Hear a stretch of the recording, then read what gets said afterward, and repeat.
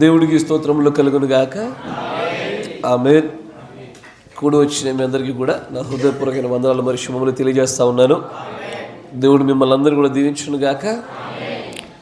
ఉదయకాలంలో మీరందరూ నిజంగానే దేవుడి యందు ఆనందించున్నారని నమ్ముతా ఉన్నాను. మీ స్థానాన్ని ఒకప్పుడు పాత నిబంధనలో ఉన్న పరిశుద్ధులు ఎలాగ నిలబెట్టబడినారో వారు ఛాయలో అయితే నిజస్వరూపంలో మరింత మేలైనటువంటి నిజాలతో పరిపూర్ణమైన వాక్యముతో మనం అలాగే నిలబడి ఉన్న మన సంగతి గుర్తుపట్టాలన్నదే ఈ యొక్క అంశం యొక్క ప్రాముఖ్య ఉద్దేశం. వధువుగా మార్చబడుతూ భార్యగా నిలబడుతున్న మన విధానము కొంత మన యొక్క స్పృహలను కొంత మనకు తెలియకుండానే జరుగుతూ ఉన్నది. ఎసారో ఏదైతే తెలియకుండా జరుగుతూ ఉన్నది? ఒకటి మన జన్మ. ఎసారో మనము ఏ అన్య మత సంబంధితమైనటువంటి కుటుంబాల్లో జన్మించి ఉండవచ్చు. ఎసారో కానీ దేవుడు లేదు, మనం ఇక్కడే ఇలాగే చేయాలని ఆశపడినాడు. నిజంగానే మా బంధువులు ఒక ఆయన అన్నాడు, ఇట్లా ఈ మెడికల్ గ్రౌండ్లో వెళ్ళే వాళ్ళందరూ కూడా ఇట్లాగే దేవుణ్ణి నమ్మి క్రైస్తవులుగా మారుతారు, దీంట్లో ఎక్కువ అన్నాడు ఆయన. అప్పుడు నేను అన్నాను, అట్లా ఏం లేదు, దేవుడి ప్రణాళిక ఉంటే ఎక్కడున్నా అవుతారని చెప్పేసి. అది వాస్తవమైన విషయము. మనం ఎన్నుకునేది కాదు, అది మన జన్మను మనం ఎన్నుకోలేదు. మన జీవనోపాధులు మనం ఎన్నుకుంటున్నాము అన్న భ్రమలో మనం ఉంటాం, కానీ మనం ఎన్నుకోము. ఆయన ఎన్నుకోమని చెప్పిన దాన్ని ఎన్నుకునేంత వరకు కూడా ఏది సక్సెస్ అవ్వకపోతే ఏం చేస్తాము? అన్నీ వెళ్ళిపోతూ ఉంటాయి. ఒక వ్యాపారం చేస్తాం, అది ఆయన చిత్తంలో లేదు, ఫెయిల్ అవుద్ది. ఇంకోటి చేస్తాం, అది లేదు, ఇది ఫెయిల్ అవుద్ది. అన్నీ ఎగిరిపోతూ ఉంటాయి. ఏది ఆయన చిత్తమో చివరికి అది నిలబడుద్ది. ఇది మనకు సక్సెస్ అయింది అనుకుంటాం, కానీ మొదటి నుంచి మనం కనుక విచారణ చేసి ఉంటే ఇదే ఆయన చిత్తమని బయలుపరచబడేది. కాలానుగుణంగా ఏది మనకు మేలు క్షేమకరము దాన్ని ఇస్తూ ఉంటాడైనా. అన్ని విషయాల్లో కూడా ముందు జ్ఞానం కలిగిన వాడైనా, కరెక్టేనా? అంటే సర్వజ్ఞానియు సర్వవ్యాప్తికుడును మరియు సర్వశక్తిమంతుడును సర్వోపకారి అయి ఉన్నాడు ఆయన సహజాతీతమైన గుణలక్షణాలే మన ధైర్యం అయి ఉన్నవి. ఆమేన్. కాబట్టి మనము చాలా విషయాలు మనం నియంత్రించలేమయ్యా. నియంత్రించలేకుండా జరిగేవి చాలా ఉంటాయి. ఎసార్లో కొన్ని నియంత్రించున్నట్టుగా మన స్వతంత్రతలో కనబడుతుంది, కానీ ముందు నిర్ణయం అనేటువంటి అంశం కూడా చూస్తుంటే కేవలం పాత్రలమయ్యా. సమస్తమైన కృపలో జరుగుతుంది అను కనుసైగలో నిర్ణయించబడిందే చోటు చేసుకుంటుందే, కానీ ఏది కూడా ఆశ్చర్యకంగా యాక్సిడెంటల్గా ఏది జరగదు, మనకు ప్రణాళికలో జరిగేదే. ఆమేన్. Praise the Lord. మంచిది. లేఖనాలు కూడా మనము మన సమయాన్ని గడిపే ప్రయత్నం చేద్దాం. హెబ్రీ పత్రిక 11వ అధ్యాయము 23వ వచనము.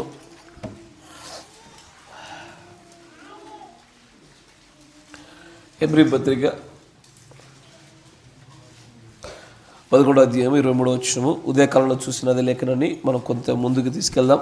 మోషే పుట్టినప్పుడు అతని తల్లిదండ్రులు ఆ శిశువు సుందరుడై ఉండడం చూచి విశ్వాసమును బట్టి రాజాజ్ఞకు భయపడక 3 మాసములు అతన్ని దాచిపెట్టింది.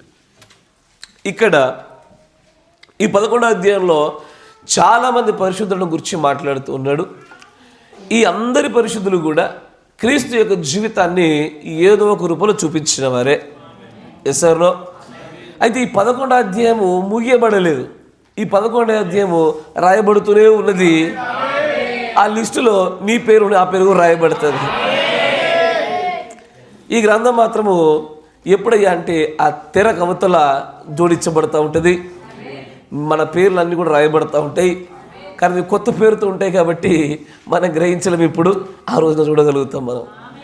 కానీ ఇప్పుడు ఈ గ్రంథంలో చూడండి, సంసోను గురించి ఎంత రాశారు? పేరు రాశాడు, కరెక్టేనా? రాహాబుల గురించి 2 లైన్లు, కరెక్టేనా? ఎసార్నో. కానీ దీనిలో మోషేను గురించి పెద్ద వివరణ వచ్చిందండి. ఎసార్నో. ఒక రోజున ఈ గ్రంథపు కొనసాగింపులో నా పేరు రాస్తున్నప్పుడు కూడా వ్యాసాలు రాయాలని ఆశపడుతున్నాను నేను. అడిషనల్ షీట్లు కావాలని ఆశపడుతున్నాను నేను. అట్లా కావాలంటే ఏం చేయాలా? క్రీస్తు వలె జీవించాలా, క్రీస్తులాగే శ్రమపడాలా, క్రీస్తులాగే బాధపడాలా, క్రీస్తులాగే లోకమును జయించిన వారికి మనము జయించాలా. ఆమేన్. Praise the Lord. మనము క్రీస్తు మరియు మోషే యొక్క జీవితంలో ఉన్నటువంటి ఆ ఛాయ నెరవేర్పులను గురించి మనం చూస్తూ ఉన్నాం, ఆ సారూప్యతలను చూస్తూ ఉన్నాం. ఎగ్జాక్ట్గా క్రీస్తుకి యేసు ప్రభు వారికి ఖచ్చితమైనటువంటి కారణాలు ఉంటాయి. ఇప్పుడు మోషే పుట్టడానికంటే మునిపే ఐగుప్తులోనికి యోసేపు అనేటువంటి ఒక పితరుడు వెళ్ళాడు. ఆ పితరుడు కూడా వెళ్ళడానికంటే మునిపే అబ్రహాం అనే ఒక వ్యక్తికి దేవుడు వాగ్దానం చేశాడు. అబ్రహామా, నీ సంతతి వారు తమది కాని దేశంలోనికి వారు వెళ్తారు.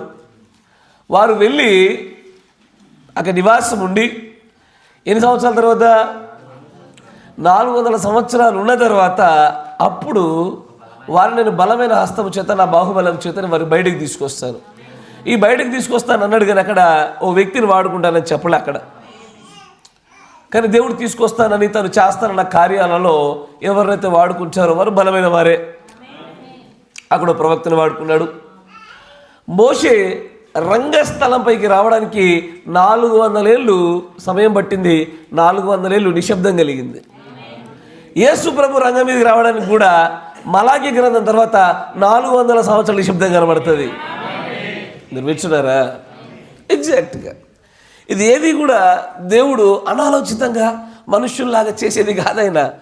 దేవుడైనా ఒక కార్యాన్ని చేస్తున్నప్పుడు ప్రతిబింబించేటట్టుగా మరొక కార్యాన్ని చూపుతాడు ఆయన.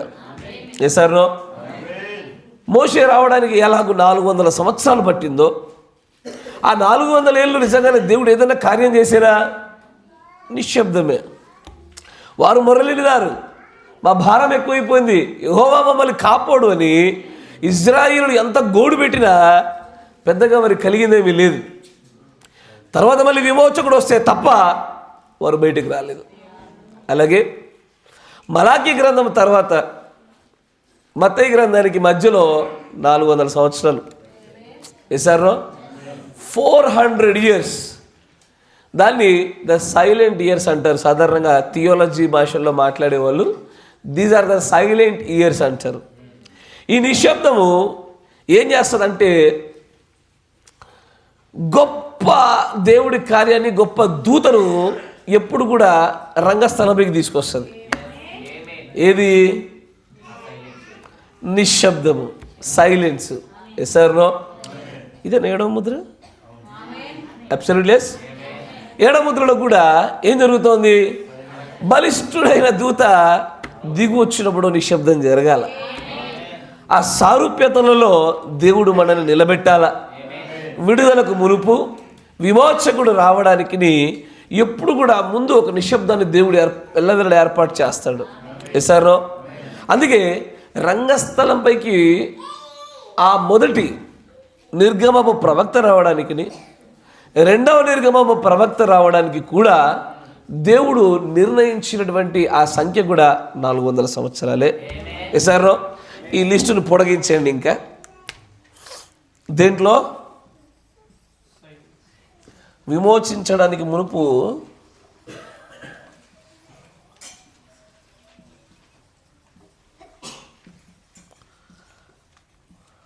మునుపు నిడివి, సైలెన్స్.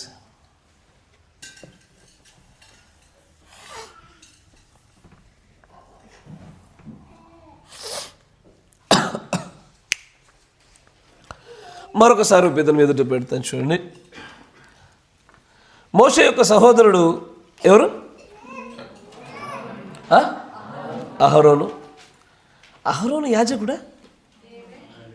అయ్యా, అహరోను లేవీడా? ఖచ్చితంగా. అహరోను లేవీడైతే మరి మోషే అవ్వాలా? లేవీడవ్వాలా? మరి మోషే లేవీడైతే మరి యేసుప్రభు అవ్వాలా? ఆయన ఇంకా మామూలు లేవీడు కాదు, ప్రధాన యాజకుడు ఆయన. ఎస్ఆర్నో? ఖచ్చితంగా. అయితే అహరోను క్రమం వేరు, మెల్కీసెదెకు క్రమం వేరు. మెల్కీసెదెకు క్రమంలో ఇది యాజకుడైనప్పటికీ కూడా వీరి యాజకత్వము ఈ భౌతిక సంబంధమైన మందిరాలకు సంబంధించింది కాదు. ఎస్ఆర్నో? ఇప్పుడు ఆత్మ సంబంధమైనటువంటి మరి భౌతికమైనటువంటి రెండు మధ్యలో వ్యత్యాసాలు చూస్తూ చూడండి. అహరోను ఉన్నాడు. అతని దగ్గరికి ఒక విశ్వాసి రాగానే ఆ విశ్వాసి కోసము ఇతను ఏం చేస్తాడు? ప్రార్థన చేస్తాడు. ఆ బలిపైన చేతులింపజేసి ప్రార్థన చేసి అతడి దోషములకు బదులుగా ఈ జంతువు పోనట్లుగా ఏం చేస్తాడు? బలి చేస్తాడు, బలిస్తాడు. మధ్యవర్తిత్వం జరుగుతూ ఉంది, కరెక్టేనా? కానీ అహరోను జరిగించిన మధ్యవర్తిత్వం కంటే మోషే మధ్యవర్తిత్వమే గొప్పది. నమాట వింటున్నారా? అహరోను మధ్యవర్తిత్వం కన్నా మోషే మధ్యవర్తిత్వం గొప్పది. దేనిని బట్టి? యెహోవా ఉగ్రత ఎక్కువైపోయి ప్రజల యొక్క పాపాలను చూసి భరించలేకపోయినప్పుడు వారిని చంపుటకు దూతలను పంపాలన్నటువంటి ఆ కోపములో ఉండగా ఆ ప్రజలకు అడ్డుగా నిలబడి, అయ్యా వారి కోసం వారిని క్షమించుము, ఈ అరణ్యంలో నువ్వు కనుక వారిని వదిలేసే వరకు ఇదిగో నీ నామానికి అపకీర్తి వచ్చును, ఇదిగో వీరిని ఇక్కడ వదిలేయడానికి అక్కడి నుంచి తీసుకొచ్చామన్న పేరు కలుగుద్ది నీకు, క్షమించి వదిలే ప్రభు అని. ఇప్పుడు అహరోను చేసే పని, మోషే చేసే పని రెండు ఒకటే. ఈ రెండింటి యొక్క అంతం ఏంటి? దేవుడి చేత క్షమించబడాలా. నా మాట మీకు అర్థమవుతుందా? రెండు కూడా దేవుడి చేత క్షమించబడి వారి పాపములకు ప్రతిగా దేవుడు ఏ శిక్షణ ఇవ్వకుండా వారిని మన్నించుటే చేయాల్సిన పని. కానీ అహరోనుకి దొరికిన పోస్టు చూడగానే మంచి యూనిఫాము, ఏఫోదు, ఉరిము తుమ్మిము, 12 రాళ్ళు, మంచి డ్రెస్సు, కింద వేలాడుతున్న గంటలు మరియు దానిమ్మకాయలు. అసలు మామూలుగా ఉండవు. నమస్తే సార్, నమస్తే సార్ అని చెప్పుకోవాలా. అంటే ఒక మంచి పదవి ఎవరికి దక్కింది? అహరోనుకి. కానీ మోసే పదవి ఎట్లాంటిది అంటే ఇతడి గుండా క్షమాపణలు రావాలంటే సాటభారతమైన పని. బలి సెలెక్ట్ చేయాలా, ఆ బలిలో ఏ విధంగా లోపం లేకుండా ఉండాలి, ఆ బలిని సకాలంలో సరైన రీతిలో ఆజ్ఞల ప్రకారంగా చేయాలి. ఇక్కడ ప్రభు ప్లీజ్ ప్రభు క్షమించు అంటే అయిపోయా. ఈ రెండు యాజకత్వాలకు ఉన్నటువంటి వ్యత్యాసం కనబడుద్ది. అయితే అయ్యా మోషేను మెల్కీసెదెకు క్రమం చొప్పున అంటున్నావా? అబ్సల్యూట్లీ. జాగ్రత్తగా గమనించాలా. మెల్కీసెదెకు క్రమంలో ఉన్న బలులు మార్చబడ్డాయి, కానీ మార్చబడిన ఈ బలులను ఛాయలోనే మనం చూడగలుగుతున్నాం. అది మోషేలోనే.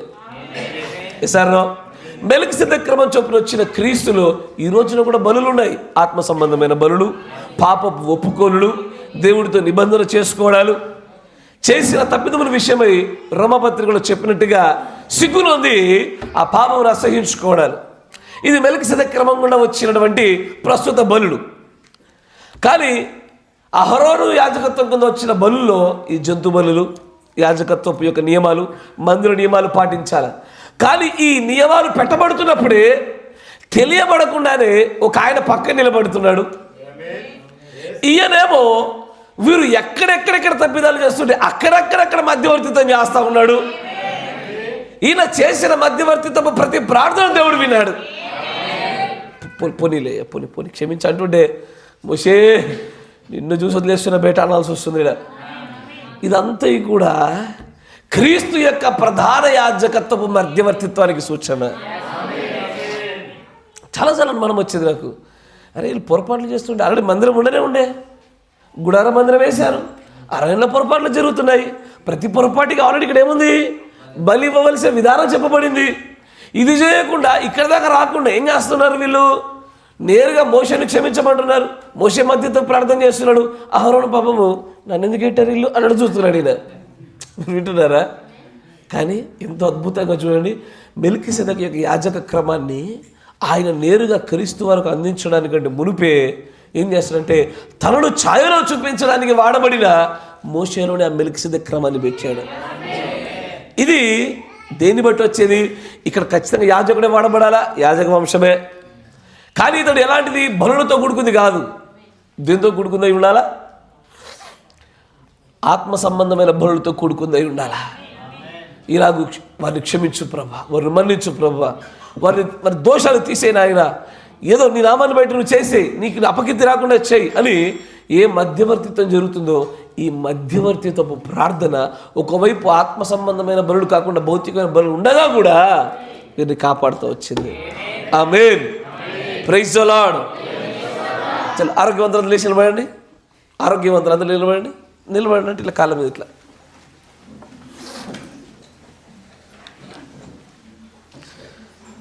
ఫ్రీగా ఉందా? మీ రక్త ప్రశ్న జరగనివ్వండి కాసేపు. ఎక్కువ తలకి జరి నిద్రపోతున్నారు, కాళ్ళకి జరి నిద్ర కాసేపు మొదలుపెట్టి 10 నిమిషాలు కాలే అప్పుడే 3 తలకాయలు వినాయి 3. Praise the lord. ఎవరైనా అనారోగ్యం ఉంటే కూర్చోవచ్చు.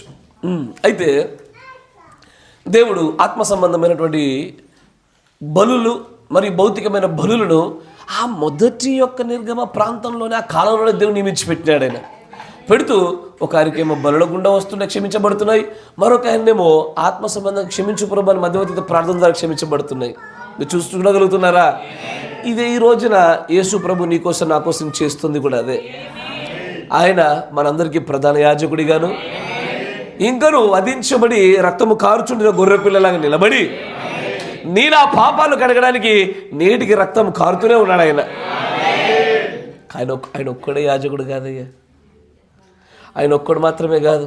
ఆయన అంటాడు, మీరు యాజకులను రాజులునై కదా, రాజవంశీయులై మీరు ఉన్నారని ఆయన. అదే యాజకత్వపు యొక్క ఆ వరుసలోనికి దేవుడు మనలందరినీ చేకూర్చి పెట్టేసినాడు ఈరోజు. ఏది మోషేకి తప్ప చెప్పబడినో అది ఆయనకు పుట్టుక ద్వారా జరిగింది. భౌతికమైన జన్మ ద్వారా లేవీడు అయ్యాడు. మనం ఆత్మ సంబంధమైన జన్మ ద్వారా లేవీలం అవుతున్నాం. లేవీలమేనా? కూర్చోండి. ఖచ్చితంగా మన లేవీలమే. ఎవరు నిద్ర వస్తుంటే బయట నిలబడి వాక్యం వినండి. మీరు తలడు కిందికి పడేసి మిగతా వారిని బాధపెట్టకండి. అయ్యా 14 ఏంటిది?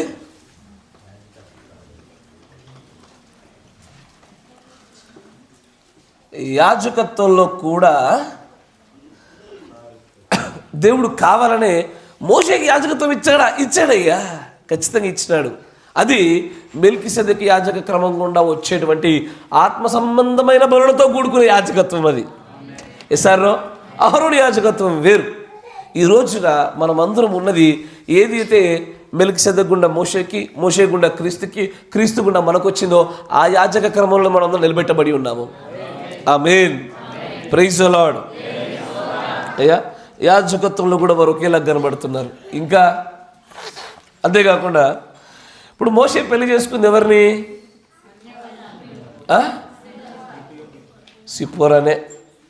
సిప్పోరాయే కరెక్టే. జిప్పోరా అన్యురాలా లేకపోతే ఆ ఇజ్రాయేలులో భాగస్తురాలా? అన్యురాలే. ఎస్ఆర్నో యేసు ప్రభు కూడా పెళ్లి చేసుకుంటాను అన్నది కూడా అన్యురాలే. ఎస్ఆర్నో పిలిచిన వారిని రాలే, తనదైన ప్రజలలో నుంచి భార్యను ఎన్నుకుందామని ఆహ్వానం ఇచ్చినప్పుడు ఆహ్వానాన్ని ఎవరు అంగీకరించలే. ఆ ఆహ్వానాన్ని వదిలి ఏం చేశారట? నాకు పనుందని ఒకడు పొలానికి వెళ్ళాడు, నాకు వ్యాపారం ఉందని ఒక వ్యాపారానికి వెళ్ళారు. ఒక్కొక్కరు ఒక్కొక్క చోటికి వెళ్ళుటను బట్టి దేవుడు ఏం చేశాడు? పిలిచిన వారు రానందున తన దాసుల్ని పంపి ఆ దారి పొడున వచ్చే ప్రతి ఒక్కరిని పిలవమని చెప్పేశాడు. ఎస్ఆర్నో దేనికి పిలవమన్నాడు? పెండ్లి విందుకా పెండ్లికా?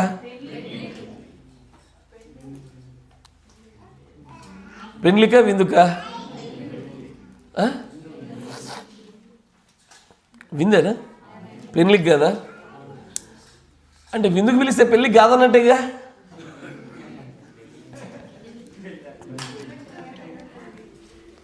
అయ్యా ఆ పెళ్లి విందు పిలుపులోనే పెళ్లి దాచిపెట్టబడ్డది. జాగ్రత్తగా పెళ్లి విందు పిలుపులోనే పెళ్లి దాచిపెట్టబడ్డది. మీకు ఉదాహరణ చెప్తా. సాధారణంగా ఈ ప్రాంతాలలో ఎలా ఉంటుందంటే పెళ్లి సంబంధాలు ఇప్పుడు భోజనం చేస్తే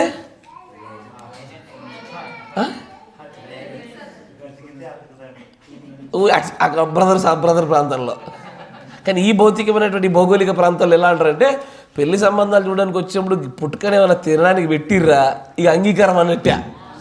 ఎస్ఆర్లో ఒక్కో ప్రాంతంలో ఒక్కొక్క నానుడి, ఒక్కో ప్రాంతంలో ఒక్కొక్క పద్ధతి. అయితే మాకు తెలియదుగా. మా మామయ్య వాళ్ళు ఒకసారి మా ఇంటికి వచ్చారు ఇట్టాగే. ఫస్ట్ టైం వచ్చినప్పుడు నేను చికెన్ చేద్దాం మటన్ చేద్దాం అంటుంటే నో అన్నారు. ఎందుకు నాకు అర్థం కాలే. నేను మాట జారి మరి ఇంత పిసినారు ఉన్నారు ఏందన్నా నేను. నిజంగా నన్ను ఇది పిసినారు కాదు, అది కాదు, ఇదో పద్ధతి అన్నారు. ఏం పద్ధతి అప్పుడుగా నాకు తెలియలే.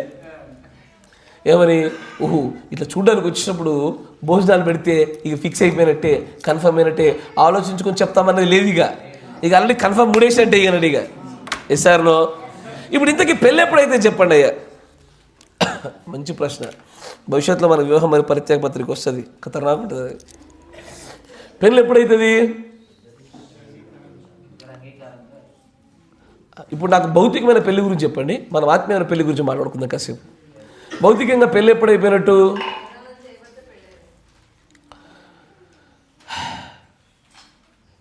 వృత్తిగాడు ఉన్నాడు, ఇప్పుడు అమ్మాయి అనుకోండి, నేను వచ్చా అండర్ మై గుడ్ ఫెయిత్, నా పరిపూర్ణమైనటువంటి నా మంచి విశ్వాసంలో దేవుడు నామూలు నేను పెళ్లి చేసుకుంటానని చెప్పా. ఓకే, ఆడు పట్టా చట్టాలు వేసుకొని తిరుగుతున్నాడు ఒక్కడే. తర్వాత కొంతకాలానికి వాళ్ళ పేరెంట్స్ ఒప్పుకున్నారు, మా పేరెంట్స్ ఒప్పుకున్నారు, ఎంగేజ్మెంట్ అయిపోయింది. ఎంగేజ్మెంట్ అయిపోయిన కొంత గ్యాప్ ఉంటుందిగా, ఈ గ్యాప్ అయినాక పెళ్ళయింది. పెళ్ళైన వెంటనే పెళ్లి విందు అయింది. పెళ్లి విందు అయినాక 6 నెలలకి పిల్లడు పుట్టినాడు, అంటే 1.5 yearకి పిల్లడు పుట్టినాడు. ఆగండి అయ్యా, 1.5 yearకి పిల్లడు పుట్టినాడు. ఓకే, చలో. అయితే ఇప్పుడు ఎంటైర్ ప్రాసెస్లో పెళ్ళి ఎప్పుడైనట్టు?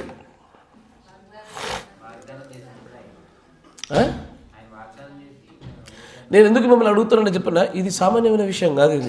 ఇది ఈ రోజున బైబిల్ పండితులని చెప్పుకొని తిరుగుతున్న మన ఎంటైమేచర్లో ఉన్న అగ్రజులు అందరూ తలగలు ఎగిరిపోయే విషయాలు ఇవి. అసలు నిజంగానే దేవుని యొక్క భార్యకి పెళ్ళి ఎప్పుడైంది, ఎప్పుడవుద్ది? భౌతికమైన వివాహానికి ఆత్మ సంబంధమైన వివాహానికి ఉన్నటువంటి సంబంధం ఏంటి? ఏ సమయంలో అవుతున్నాడు చెప్పాలా? పెళ్లి విందులోకి వెళ్ళాక పెళ్ళి అయిపోయినట్ట, ఏదో కుమారుని అనుగ్రహించిన తర్వాత పెళ్ళైనట్ట కాదే. పెళ్ళైన తర్వాతనా, ఎంగేజ్మెంట్ అయిన తర్వాతనా, లేకపోతే వాగ్దానం చేసినప్పుడైనా? మరి వాగ్దానం మనకి ఎప్పుడు అయిపోయింది? ఇక అపోస్తుల యొక్క పునాది సంబంధమైనటువంటి పౌలు గారు నేను మీకు ప్రదానం చేయించున్నానని చెప్పుచున్నటువంటి ఆ మాట కన్నా ముందే పెళ్ళి అయిపోయినట్టుగా. అయ్యో, మీకు ఎప్పుడు ఆలోచించలేదు కదా? నిలబడుతున్నారు ఒక ఆయన ఇక్కడ, తలరాయి దిగంగానే పెళ్ళి అయిపోయింది, మేన్ అయిపోయి వెనక ముందు అసలు ఏంది ఇది? దాని సారూప్యత లేని క్రీస్తు చెప్తున్నది ఏంది? దాని వెనకాల వివాహం ఎప్పుడైపోతుంది? అసలు వివాహం అనేది ఒక ఈవెంటా, లేకపోతే మొత్తం అనేకమైనటువంటి ఈవెంట్స్ కలిపి ఉందా? మంచిగా గమనించాలా. పెళ్ళి అనేది రక్షణ లాగే బాప్తిజ రక్షణ ఒకటే కదా కాదుగా. రక్షణ అనే పెద్ద ప్రణాళికలో బాప్తిజం ఒక మెట్టు. సార్, మరి వివాహం అనేది ఏ సింగిల్ ఈవెంట్ బేస్డా, అనేకమైనటువంటి కార్యాల సమ్మేళనమా? మరి ఇప్పుడు పెళ్ళయిందా? భార్యకి అయింది, పరిపూర్ణమైందా అంటే పెళ్ళి కాలేదు.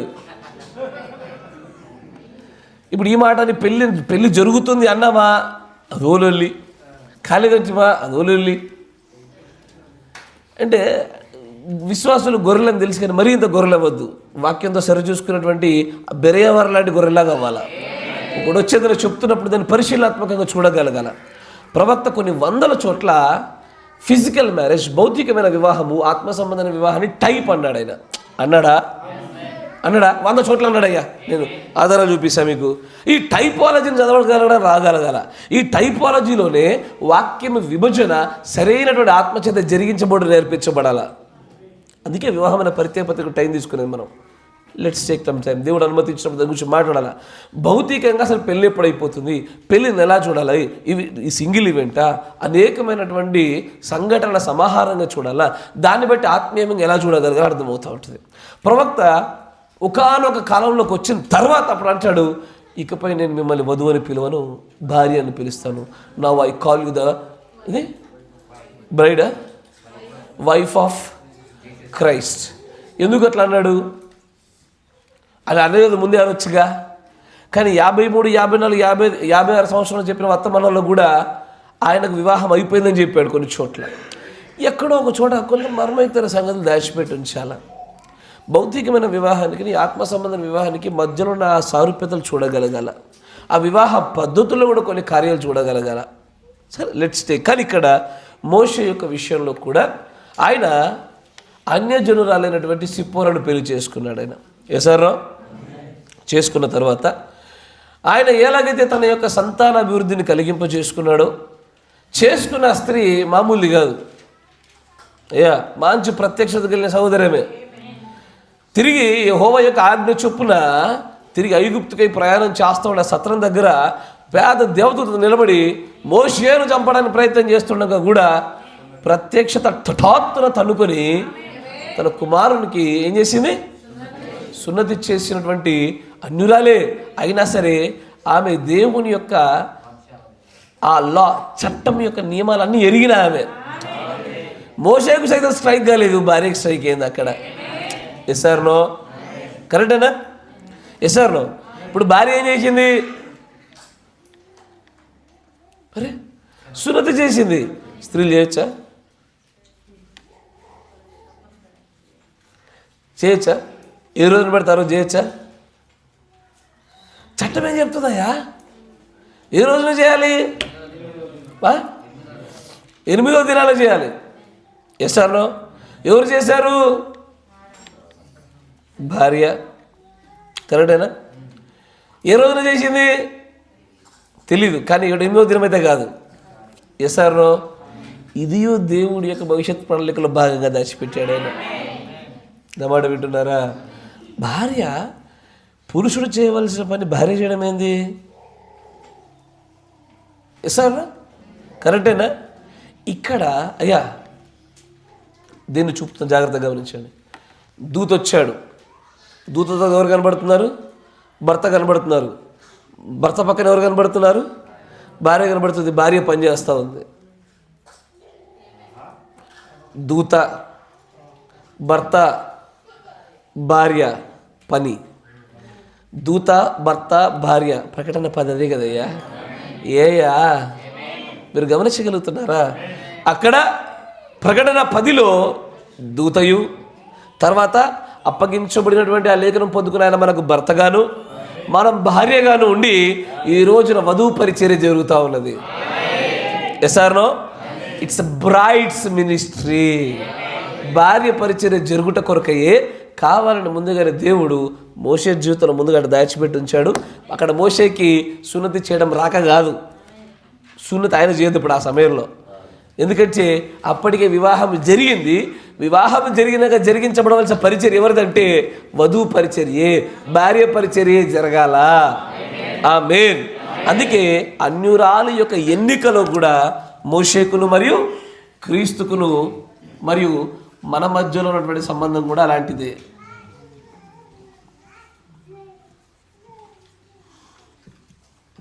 అన్యజనురాలు భార్య కదా.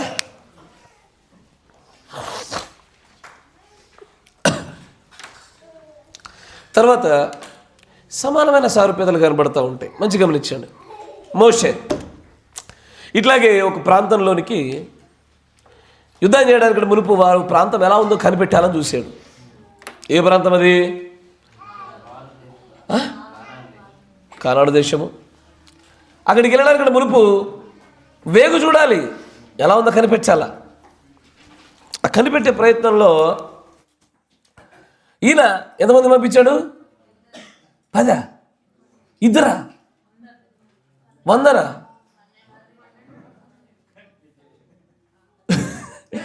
గోత్రానికి ఒకరి చొప్పున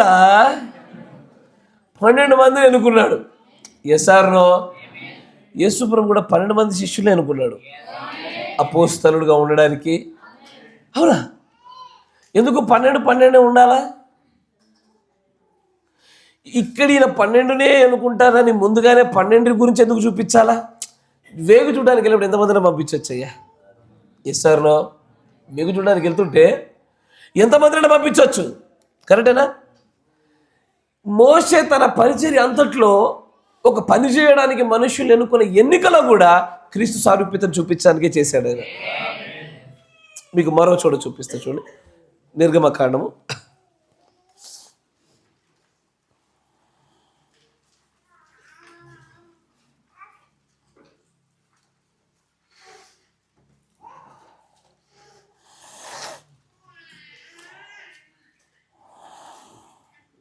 11వ అధ్యాయం 6వ వచనం, 16వ వచనం, 11, 16.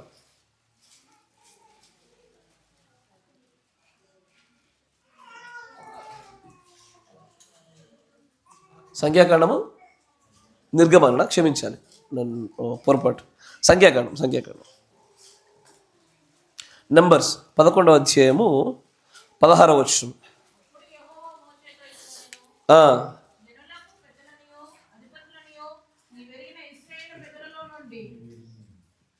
ఉమ్. 70 మంది మనుషులను నా ఎదుట పోగు చేసి ప్రత్యక్షపు గుడారమునకు వారిని తోడుకొని రమ్ము. అక్కడ వారు ఎంతమందిని? 70 మందిని. లూకా సువార్త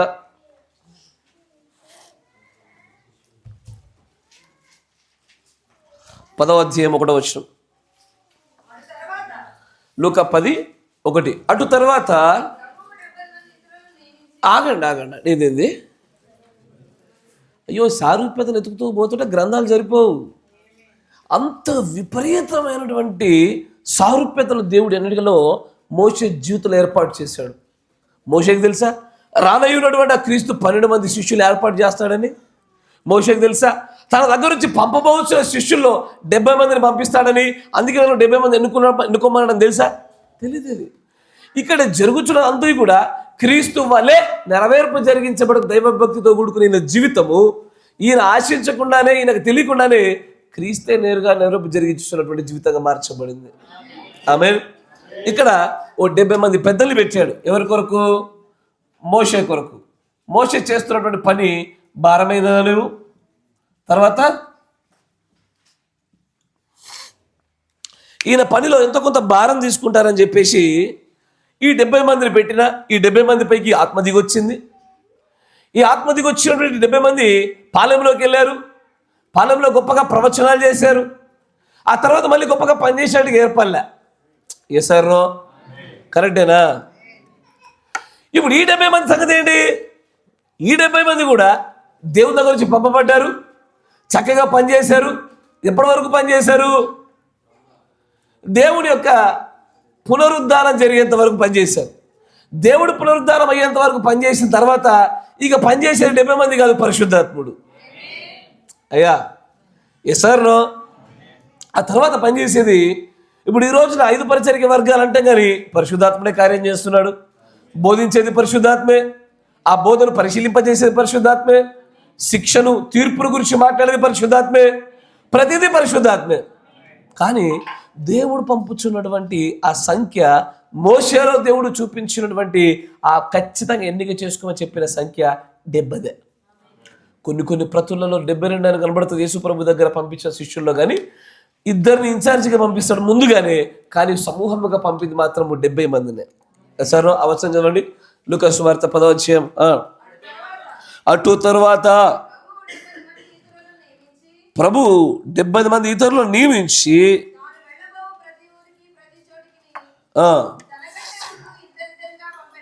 ఇద్దరిద్దరిగా పంపిను. చాలు. ఇక్కడ దేవుడు కూడా మోషే కూడా ఇదే చెప్పాడు, 70 మందిని ఎన్నుకోబెట్టా అన్నాడు. ఎందుకు 70 కావాలి? 70 ఎందుకు? నేను మీకు ఒక విషయం చెప్పాను. సంఖ్యాశాస్త్రం అని ఒక వర్తమానం ఉంటుందని దాన్ని కదా, అంటే అంకెల పైన, దేవుని అంకెల పైన ఒక వర్తమానం చెప్పాలి. ప్రతి అంకెకు కూడా దేవుడు ఒక ప్రత్యేకమైనటువంటి కారణాన్ని, ఉద్దేశాన్ని ఏర్పాటు చేశాడు. బైబిల్లో ఉన్న ప్రతి అంకెకు ఖచ్చితమైన ఒక అర్థం ఉంటుంది. 28 అనేది దేనికి?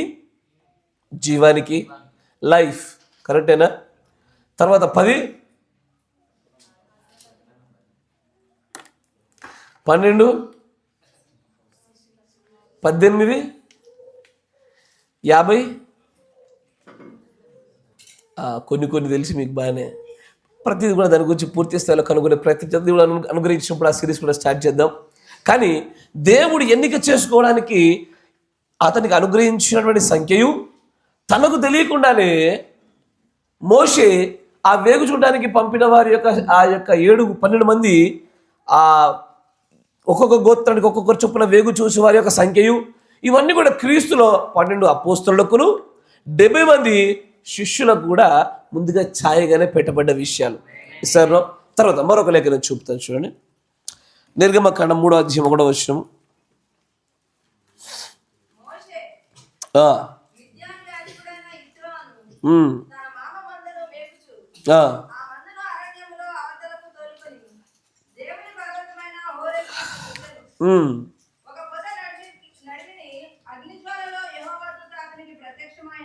చాలు.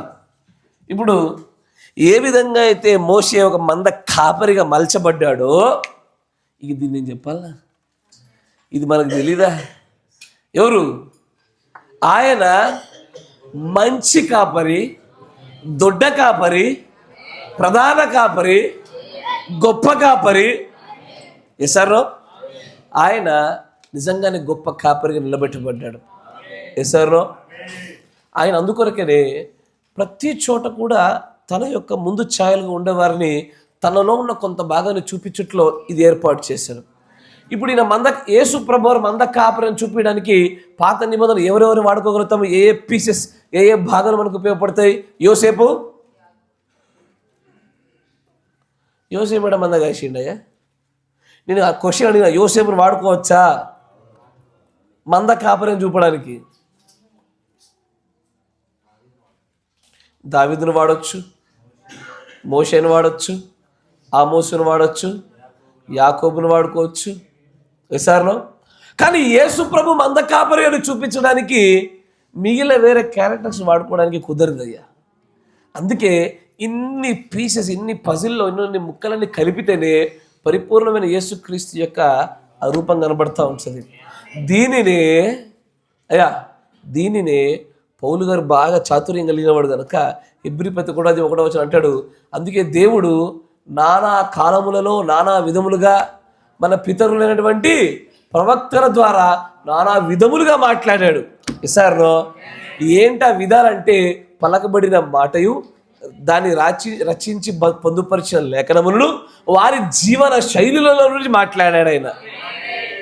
ఈసారిలో నానా విధములుగా మాట్లాడారు. నానా విధాలు అంటే మాట్లాడతారు, మీరు వింటున్నారా? నానా విధాలు ఉందా? నానా విధాలు అంటే ఏంటి చెప్పండి అయ్యా. నేను నీకు టెక్స్ట్ మెసేజ్ పంపించిన, ఆడియో మెసేజ్ పంపించిన, తర్వాత లెటర్ పంపించిన, మెయిల్ పంపించిన, తర్వాత మనిషిని పంపించిన, పౌరం దగ్గర బిడ్డ సరే పౌరం పంపించిన, రకరకాలుగా నా సమాచారం మీకు అప్పచెప్పిన. కరెక్టేనా? దేవుడు కూడా తమ ప్రవక్తల ద్వారా నానా విధములుగా మాట్లాడటంలో ఇదే ఒక భాగం. ప్రవక్తల జీవన శైలిలో నుంచి మనం అందుకే ప్రవచనం ఉత్పత్తి అయ్యే రకాన్ని మనం చూసినప్పుడు వారి జీవన శైలిలో ఒక ప్రత్యేకమైన భాగాన్ని చూసాము. ప్రవక్తలు నివసించే విధానాల నుంచి ప్రవచనాలు ఉత్పత్తి అవుతూ ఉంటాయి. ఈసారో అట్లాగే క్రీస్తు పరిపూర్ణతను చూపడానికి ప్రవక్తలు ఒక్కొక్కరు ఒక్కొక్క భాగాన్ని చూపారయ్యా. ఈసారో మందకాపరణ భాగాన్ని కొంతమంది చూపుతున్నారు, కరెక్టేనా? ఆయన శిలోమరణాన్ని కొంతమంది చూపుతున్నారు. ఆయన బాల్య దశలో ఆయనను చంపవెదికి చూసిన వారిని కొంతమంది చూపుతున్నారు. ఇప్పుడు నేను యేసు ప్రభుని బాల్య దశలో చంపాలని చూశారు, కరెక్టేనా? యోసేపులో చూపించండి.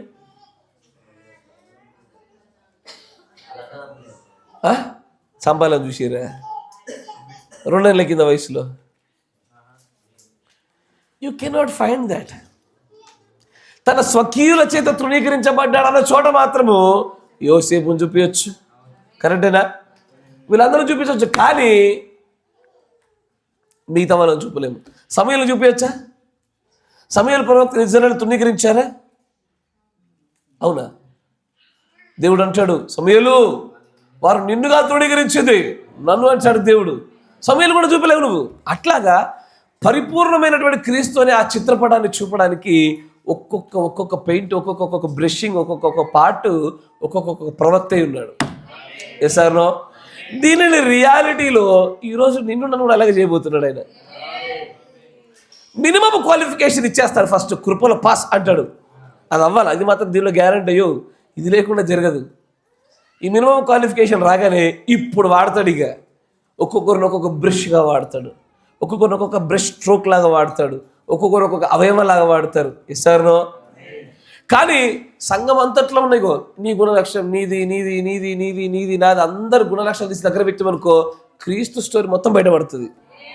మన దాంట్లోనే యెజబెల్ ఉంటారు, మన దాంట్లోనే యూదాలు ఉంటారు, మన దాంట్లోనే క్రీస్తులు ఉంటారు. మీరు వింటున్నారా?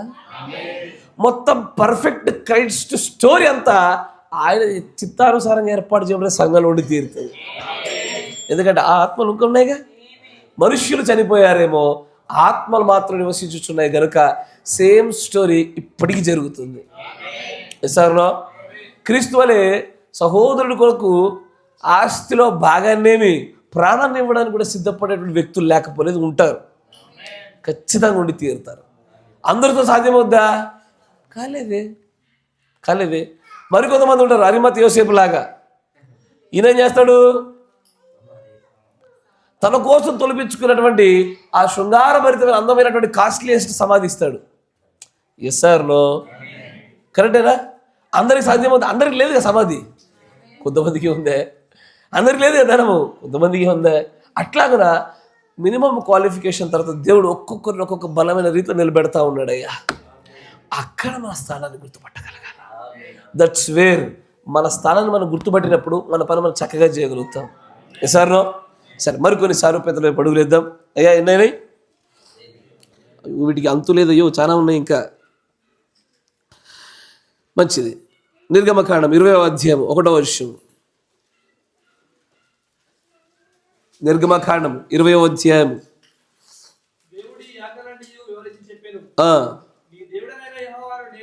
ఎస్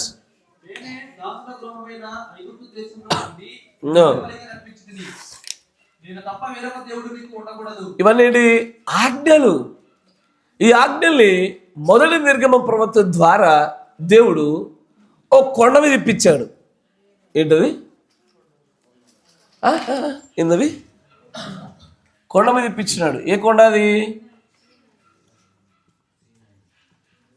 అయ్యా ఆజ్ఞల కొండ, సినాయి అంటారేమి? ఆజ్ఞలు ఏ కొండ మీద? సీనాయి కొండే. నేను ఒక్కోసారి అడిగితే మీరు కన్ఫ్యూజ్ అవుతారు. సీనాయి కొండ మీదే ఆయన ఏం చేశాడు? ఆజ్ఞలు ఇచ్చాడు. మరి యేసుప్రభు మీద కొండ మీద ఇచ్చాడా? ఏ కొండ మీద ఉందయ్యా? అక్కడే ఆజ్ఞలు వచ్చాయి. అక్కడ ఈ దర్శనము నేను చెప్పేంత కాలం వచ్చేంత వరకు ఎవరితో చెప్పొద్దు అని చెప్పాడు తప్ప ఇంకేం ఆజ్ఞలు ఉన్నాయి అక్కడ? మత్తయి సువార్త 5వ అధ్యాయం.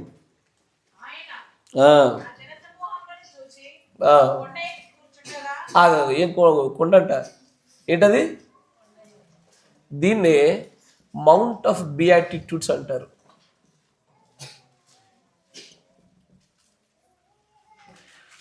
మౌంట్ ఆఫ్ బియాటిట్యూడ్స్ అని అంటారు. ఏది? మత్తయి సువార్త 5వ అధ్యాయంలో యేసు ప్రభువారు వారికి ఆజ్ఞలు ఇవ్వడం అప్పుడైనా ఆజ్ఞలు ప్రారంభించింది. 5కి ముందు ఆజ్ఞలు ఏం కనబడడం మీకు పెద్దగా. అక్కడి నుంచే వరుస వెంబడి వరుసగా ఆయన ఆజ్ఞలు ఇస్తూ ఉంచాడు. ఆ ఆజ్ఞలు ఇవ్వడానికి ఆయన ఎక్కడ కూర్చున్నాడు? అందుకే దాన్ని కొండమే ప్రసంగం అంటారు. మరి ఎంత తెలుసు మీకు? కానీ అది కొండని ఎక్కువగా దాన్ని నొక్కి వత్తాడము. కానీ మోషే ఇజ్రాయేలులకు వారు నడవవలసినటువంటి విధానమైనటువంటి ఆజ్ఞల్ని అన్నిటి కూడా కొండ మీదకి వెళ్ళి తీసుకొస్తే ఈయన కూడా కొండ మీదనే వారందరికి అప్పచెప్పేశాడు. ఏమని? ధన్యులైన వారు ధన్యులు, అరే సమాధానపరిచేవారు ధన్యులు వారు, నీతి విషయమే దుఃఖపడేవారు ధన్యులు వారు. నేనేమో చూడక చెప్తే మీరు చూసి చెప్తున్నారు. God bless you. దీన్ని ది మౌంట్ ఆఫ్ బియాటిట్యూడ్స్ అంటారు. మోషే ఎలాగో కొండ మీద ఇచ్చినో క్రీస్తు కూడా అదే విధంగా కొండ మీదనే ఇచ్చినాడు ఆయన. ఈ కొండ కామన్ చేయాలా? కొండ కామన్ చేయాలా? మనకు కూడా ఒక రోజున 1963 ఎస్ఆర్లో ఒక కొండ మీదికి ఏమైంది? పరలోకం తెరవబడి బలిష్ఠుడకు దేవదూత ప్రకటన 10 ప్రకారముగా ఏం చేశాడు? ఆయన దేన్ని ధరించుకున్నాడు? ఆయన మేఘమును ధరించుకొని తర్వాత ఆయన పాదములు ఎలా ఉన్నాయి? అగ్ని స్తంభము వలె ఉండి ఆయన కొండ మీదకి దిగొచ్చాడు ఆయన. ఎస్ఆర్లో ఈ రోజున కూడా అంతే. ఈ రోజున మరి దిగొచ్చినటువంటి దాంట్లో ఆజ్ఞలు ఉన్నాయా? మోషే సీనాయి కొండ మీద ఇచ్చిన ఆజ్ఞలు, క్రీస్తు ఆ యొక్క మౌంట్ ఆఫ్ బియాటిట్యూడ్స్ ఆ కొండ మీద ఇచ్చిన ఆజ్ఞలన్నిటికీ సమతుల్యంగా వాటిని కలుపుకొని అంతకు మించిన ఆజ్ఞలను ఈ రోజున మనం సన్సెట్ అనే కొండ మీద పొందుకున్నామయ్యా. ఎస్ సార్, వారికి జరిగిందే మరొక జరుగుతూ ఉంది. కరెక్టేనా? అది కొండ మీదే రావాలా? అబ్సల్యూట్లీ కొండ మీదే రావాలి. దాని ప్యాటర్న్ అదే. ఏం చెప్పుతాము? కేవలం 1 మార్లు 2 మార్లు మాత్రం వింటే మనకు అర్థమవుద్దా ఈ వర్తమాన సంగతులు? ఇది కంటిన్యూస్గా వింటూ ఉన్నా ఇంకా రోజు కొత్తగా బయటపడుతున్నాయి. ఏదో మేము పరిపూర్ణంగా నేర్చుకున్నాం, ఇదిగో మీరు నేర్చుకోండి పరిపూర్ణంగా ఇద్దామంటే మనదే పరిపూర్ణమైన నేర్చుకోవడం అయితే లేదే. ప్రతిరోజు కొత్తదేనా? 1-2 మార్లు ఒక 2-3 చెప్పాక ఎలా అర్థమవుతుంది? ఇంకా నూతనమైన సంగతులతో అది నిత్యం ఉండేటువంటి జీవజల పూట మాదిరి వస్తూనే ఉంది అంతా. Yes or no? ఇప్పుడు కూడా కొండ మీదే మనకు కొన్ని ఆజ్ఞలు ఇవ్వబడ్డాయి, కొన్ని ప్రత్యక్షతలు ఇవ్వబడ్డాయి. ఏంటా ప్రత్యక్షతలు, ఏంటా ఆజ్ఞలు, ఏంటిది అది? అంటే అయిపోయినా ఏంటి ఆజ్ఞలు? మనకి ఇవ్వబడ్డ ఆజ్ఞలు ఏంటి?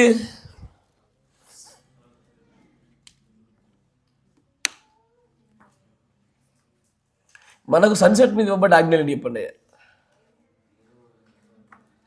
ప్యాకేజ్ పేరు చెప్పకండి, ఆజ్ఞలు చెప్పండి అంటున్నా.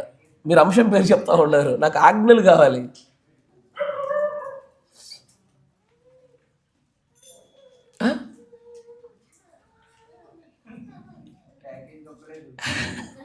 అయితే ఓకే చలో, అయితే నేను చెప్పేస్తాను మంచిగా. కొన్ని చెప్తారు, కొన్ని ప్రత్యేక వర్తమానం అది.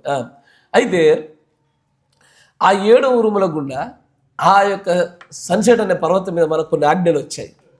ఏంటి ఆ ఆజ్ఞలు అంటే, ముందు ఆ మహావేశ్యతో మీరు బయటకు రండి, దాంతోపాటు ఏ విధమైనటువంటి పాలు పంపులు పొందుకోకండి. ఇది ప్రధానమైన ఆజ్ఞ. Yes or no? ధర్మ విరోధి సంబంధమైన కార్యాలు బయలుపరచబడ్డవి, వాటితో పాటు మీరు ఏకీభవించొద్దు, ఇది ఆజ్ఞ. Yes or no? తర్వాత ఎత్తబాటు విశ్వాసాన్ని మీరు కలిగి ఉండాల్సిందే. ర్యాప్చరింగ్ ఫెయిత్, ర్యాప్చరింగ్ గ్రేస్ కావాల్సిందే. ఈ పదాలు మీకు ఎక్కడ కనబడవు ఈ 2 కొండల మీద వచ్చిన ఆజ్ఞల్లో. నా మాట వింటున్నారా? ఖచ్చితమైన ఆజ్ఞలు ఉన్నాయా? అబ్సల్యూట్లీ ఉన్నాయి. పరిపూర్ణంగా ఆ కొండ మీద మాత్రమే వచ్చిన ఆజ్ఞలా? అబ్సల్యూట్లీ. అందుకే నేను చాలాసార్లు మిమ్మల్ని ప్రశ్న అడిగా, 7 ముద్రలు మనలో కలిగింపజేసినటువంటి కార్యాత్మకమైన మార్పులు ఏవి అని. చెప్పాను, క్రియాత్మకమైన మార్పులు ఏవి ఎందుకు అడుగుతున్నామంటే, ప్రతి కొండ మీద ఆజ్ఞలు వచ్చినప్పుడు మొదటి నిర్గమ ప్రవక్త ఆజ్ఞలు తీసుకొచ్చినాడు, 2వ నిర్గమ ప్రవక్త ఆజ్ఞలు ఇచ్చాడు, మరి 3వ నిర్గమ ప్రవక్త ఆజ్ఞలు ఇవ్వాలిగా. Yes or no? కరెక్ట్గా. కానీ దాన్ని అలా చూడలేదు చాలామంది. ఇప్పుడు ఉదాహరణకి వివాహ వ్యవస్థను మొదటి నిర్గమ ప్రవక్త ఏం చేశాడు? పరిత్యాగ పత్రికను గురించి ప్రవేశపెట్టాడు. మోషే ఎలా ఇచ్చింది? మోషే పరిత్యాగ పత్రిక ఎప్పుడు ఇవ్వాలి, ఇట్లా ఇచ్చుకోవాలన్న విషయాలకు ఒక ప్రత్యేక నియమాలు పెట్టాడు. నచ్చినోడు నచ్చినట్టు ఇష్టం వచ్చినట్టుగా ఎలా పడితే అలా పరిత్యాగ పత్రిక ఇస్తూ ఉంటే 2వ నిర్గమ ప్రవక్త వచ్చి నో, జారత్వ కారణాన్ని బట్టి తప్ప మరో కారణాన్ని బట్టి ఇవ్వకూడదు అని 2వ నిర్గమ ప్రవక్త చెప్పాడు. ఈ చేంజ్ ద రూల్స్. కరెక్టేనా? ఈయనతో పాటు కాకుండా 3వ ఆయన వచ్చినాడు. ఈయన మరింత లోతైన ప్రత్యక్షతతో ఆయన అంటాడు, cut your hair, you are penalty to divorce you. కరెక్టేనా?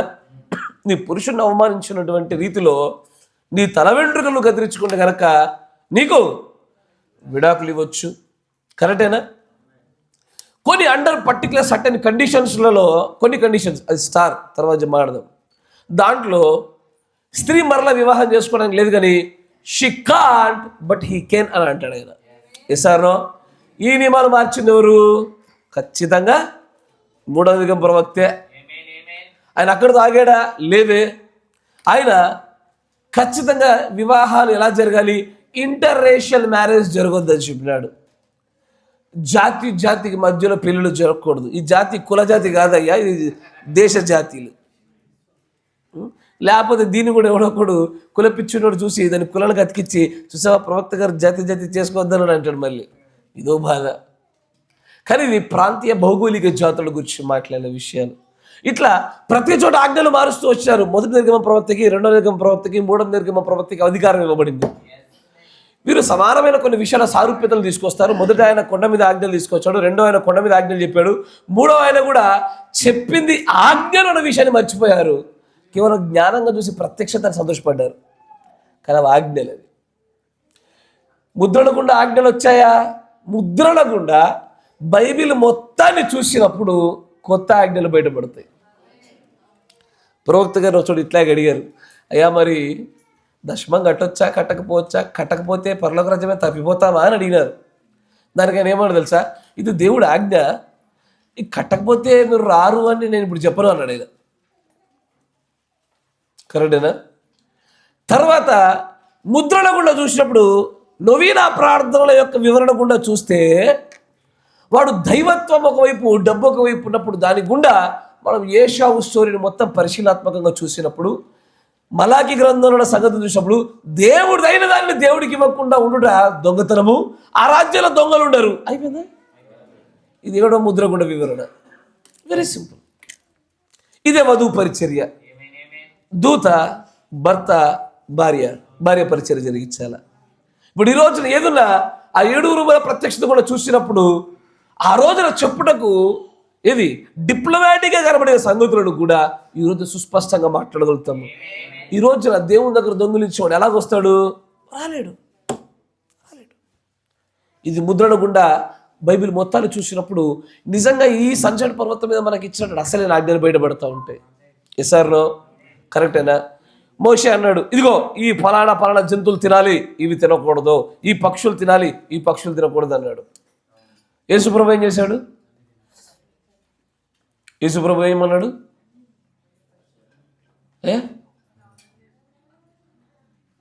యేసుప్రభు చెప్పాడు, పౌలు గారు చెప్పారా? సరే, పౌలు గారు యేసుప్రభు మొదటి నిర్గమానికి అంటగట్టేసి ఏమన్నాడు? అన్ని తినేసే బేట అన్నాడు. సార్ ప్రార్థన చేసుకుని అన్ని తినేసేయి, ఇదేదని చెప్పబాక, ప్రార్థన ప్రతిదాన్ని పరిశుద్ధపరుస్తుంది ఎసర్నో అని మొత్తాన్ని కొట్టేశాడు. మరి మన ప్రవక్త ఏమన్నాడు?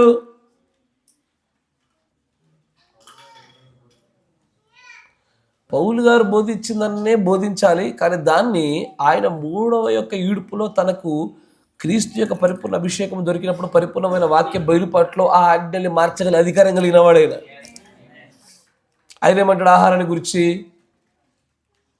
ఆయన అంటాడు, ఏదన్నా తినిబెట్ట, కానీ కృత్రిమమైన విషయాల పట్ల జాగ్రత్త, హైబ్రిడైజేషన్ జరుగుతుంది జాగ్రత్త అని చెప్పాడు ఆయన. అయ్యో తెలీదా? ఆయన అంటాడు హైబ్రిడైజేషన్ విషయంలో జాగ్రత్త. దీనివల్లనే స్త్రీలు త్వరగా మెచ్యూర్ అవ్వడం కానీ, పిల్లలలో తొందరగా సెకండరీ సెక్షువల్ క్యారెక్టరిస్టిక్స్ రావడం కానీ, అనేకలో ఇన్ఫర్టిలిటీకి కారణం కూడా ఈ హైబ్రిడైజేషన్ కెమికల్స్ అని చెప్తూ దీని విషయంలో జాగ్రత్త అని చెప్తాడు. ఎస్ఆర్నో ఈ రోజున మనం అలాగ చూడము. ప్రవక్త గారి ద్వారా వచ్చినటువంటి ఈ 3వ నిర్గమం యొక్క రూల్స్ని మాత్రం మనం చూసి దగ్గర పెట్టుకుంటాము. పాత నిబంధన రూల్స్ మనం పట్టించుకోలేదు. ఎస్ఆర్నో అట్లాగే ఆ ఆజ్ఞలు కూడా సీనాయి కొండ మీద నుంచి ఎక్కడికి వచ్చాయి? మౌంట్ ఆఫ్ బియాటిట్స్కి. అక్కడి నుంచి ఎక్కడికి వచ్చాయి? సన్సెట్ అనేటువంటి పర్వతం మీదకి వచ్చాయి. Praise the Lord. ఖచ్చితంగా దేవుడు తన యొక్క ఛాయలకు ముందుగానే చూపుతూ వీటన్నిటిని నిజస్వరూపంలో మలుస్తూ వస్తున్నాడు. కానీ సమస్య ఏంటంటే ప్రజలు 2వ నిర్గమం దగ్గర అటకాయించారు, మనం 3వ నిర్గమం దగ్గర నిలబడ్డాం. ఇక్కడ నియమాలు మారాయి, ఆజ్ఞలు మార్పు చెందాయి, ఇక్కడ పరిస్థితులు మారిపోయాయి, పూర్తి ఇక్కడ రూపమే మారిపోయింది. ఇక్కడ బైబిల్ కొత్త బైబిల్ అవుతుంది, వీళ్ళు ఇంకా పాత బైబిల్నే పట్టుకున్నారు. ఇక్కడ మీకు అర్థమవుతుందిగా. ఇంకా వారు ఏ బైబిల్ అయితే తెరవబడి ఉండలేదో, ప్రత్యక్షత దయచేయబడలేదో, ముద్రలుగానే ఉన్నాయో వారు దాన్ని చదువుతున్నారు. మనము తెరవబడి ప్రత్యక్షపరచబడినటువంటి దాని గుండా బైబిల్ మొత్తాన్ని కొత్తగా చూసే ప్రయత్నం చేస్తూ ఉన్నాము. అందుకే ఈ రోజున ఆ మొదటి 2 నిర్గమాలలో కనబడిన సంగతులు మనకు అందరికి మనకు కనబడతలా. ఇస్తారో ఈ రోజు విడాకుల గురించి మాట్లాడుతుంటే నియమాలు మారాయి బ్రదర్, ఆహార నియమాలు మారిపోయాయి, వివాహ నియమాలు మారిపోయాయి, ప్రార్థన నియమాలు మారిపోయాయి. 9, 12, 3 అలా తెలీదు, మనకు తెలుసు. చేశారో దాని ప్రాధాన్యత మనకు అప్పచెప్పబడతా వచ్చింది. బలుల విషయంలో అంతే, అన్ని విషయాలు మార్పు చెందింది. దాన్ని పూర్తిగా మార్చేశారు. తర్వాత మరికొన్నిసారి పెద్దలు చూపిస్తాను చూడండి.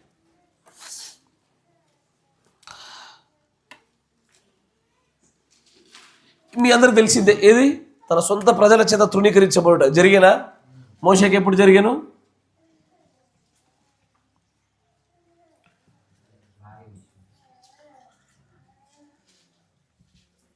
ఎక్కడయ్యా భార్య విషయంలో? ఎక్కడ? అన్ని రాళ్ళు చేసుకున్నాడని 1, 2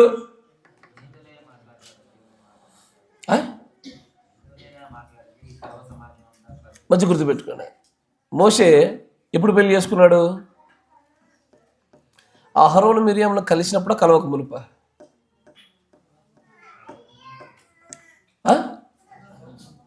వీరిని కలవక మునిపే చేసుకున్నాడు. వీళ్ళు ఎప్పుడు ఫీల్ అయ్యారు?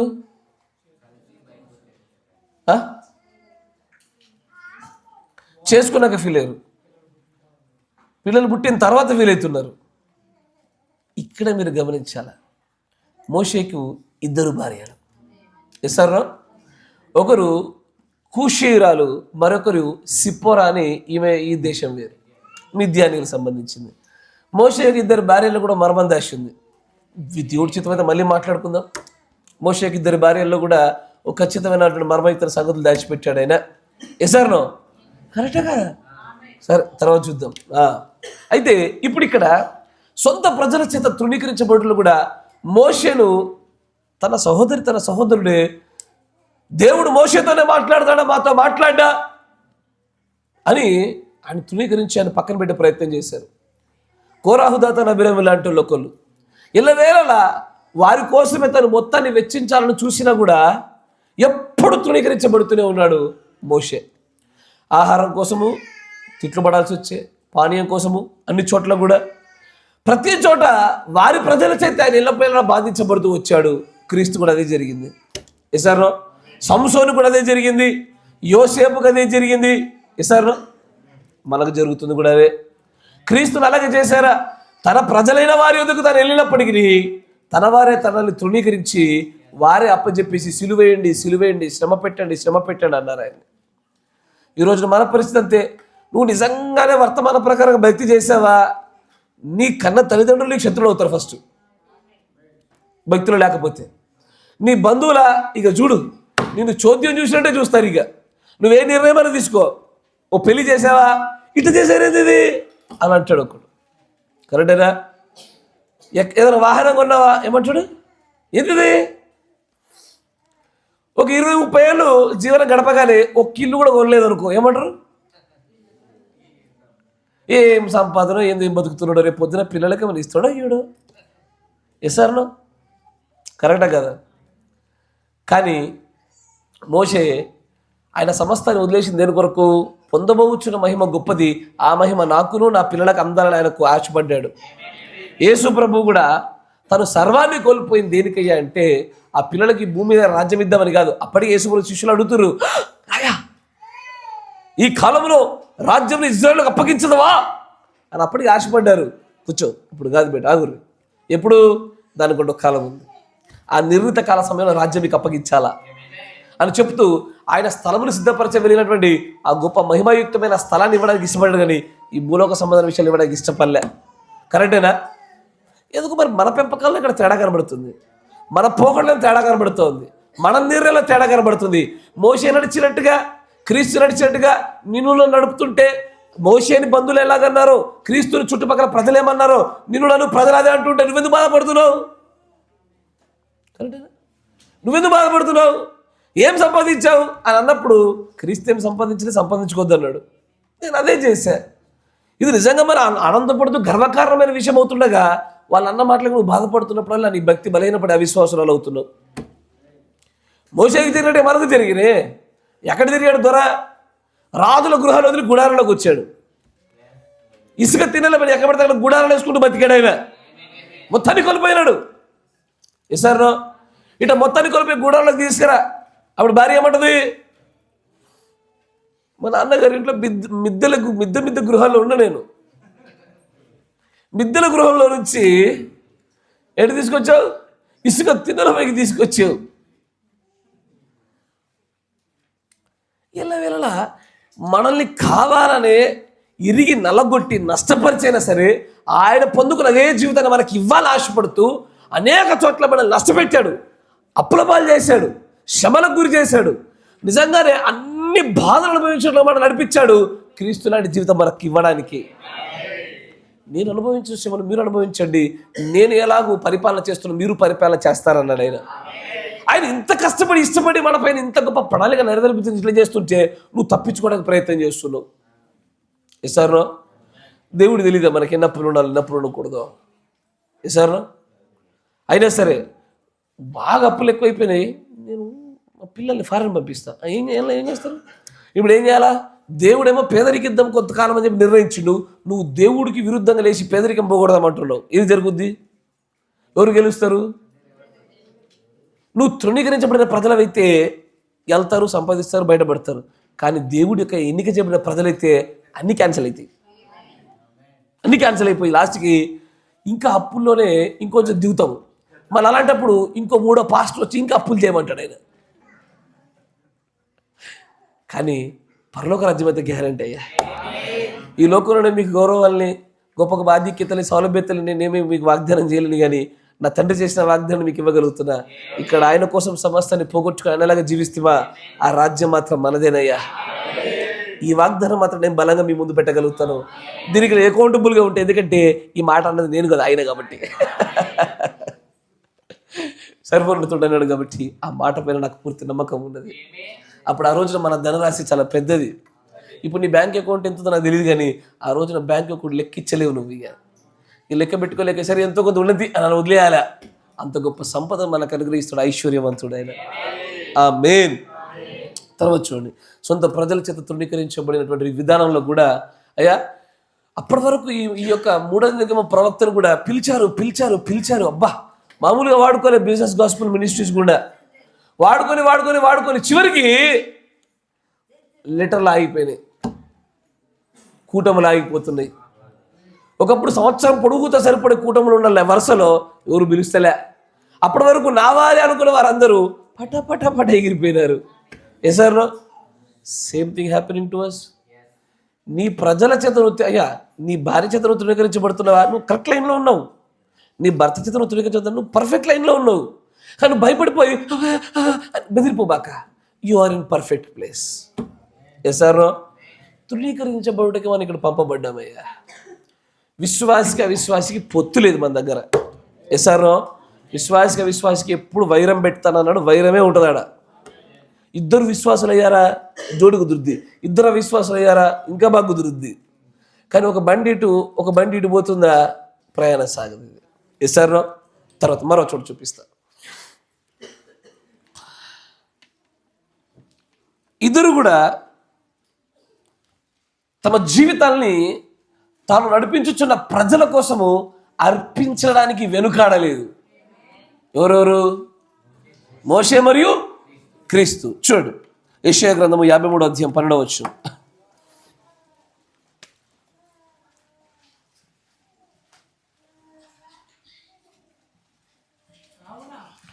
కావున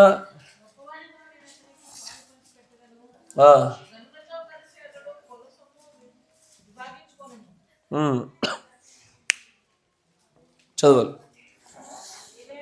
ఏలయనగా చాలు. 1 కొరింథీ 15:3 కొంచెం వేగవంతంగా.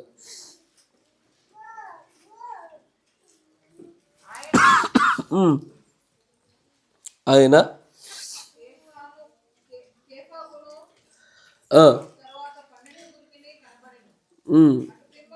1 కొరింథీ 15:3 మొదలు మీకు అప్పగించిందని, అదేమనగా క్రీస్తు మన పాపముల నిమిత్తము మృతి పొందవలసి వచ్చెను. ఇప్పుడు తాను నడిపించుచున్న ప్రజల కొరకు తను ప్రాణాలు అర్పించుట సంసోన్లో జరిగినా? అబ్సల్యూట్లీ జరిగాను. తాను ఏ ప్రజలనైతే విమోచించడానికి సంసోన్ వచ్చానో ఆ సంసోను తన ప్రాణాన్ని వెచ్చించేశాడు. ఫిలిస్తీన్ల దండులో నుంచి ఇశ్రాయేలుకు విడుదల కలిగించేశాడు. ఆమేన్. క్రీస్తు ఏ ప్రజలనైతే విడిపించడానికి వచ్చి ఉన్నాడో వారి కోసం కూడా తన సొంత ప్రాణాన్ని ఏమాత్రం కూడా ఇవ్వడంలో వెనకాడలేదు, తాను చేశాడు. మోషే కూడా అలా చేసేనా? అబ్సల్యూట్లీ. ఎక్కడ చేశాడు? వృద్ధాప్య దశకు వచ్చినప్పుడు కాదు. నిర్గమకాండము 32వ అధ్యాయము 32వ వచనం చదవండి. అయ్యో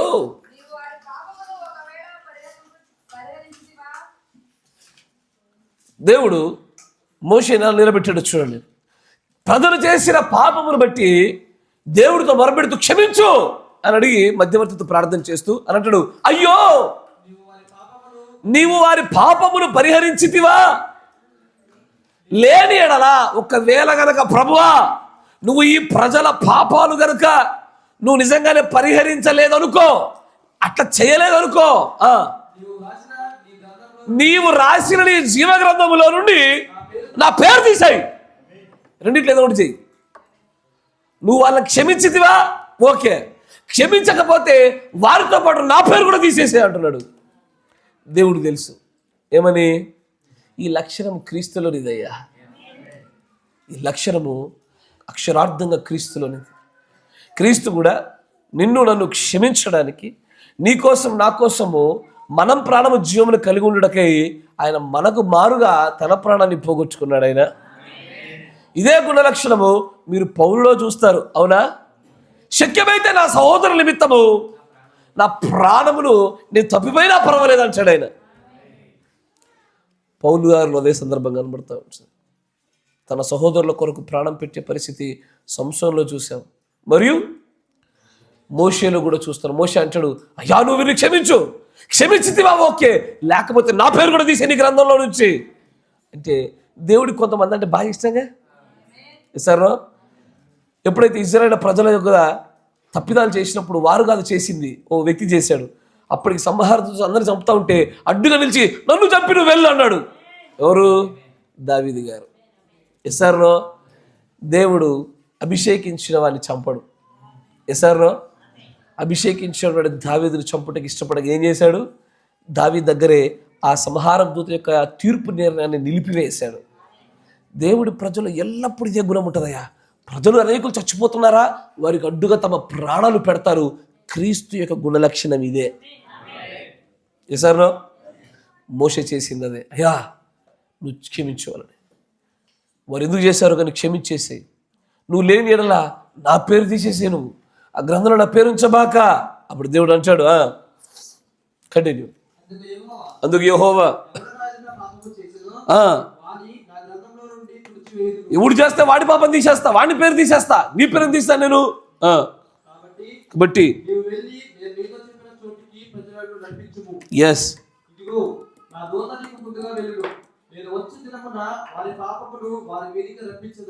ఎస్ దూతన అరణ్య మార్గ ప్రయాణంలో దూతన. యేసు ప్రభు కూడా దూతలు ఎప్పుడు వచ్చారు?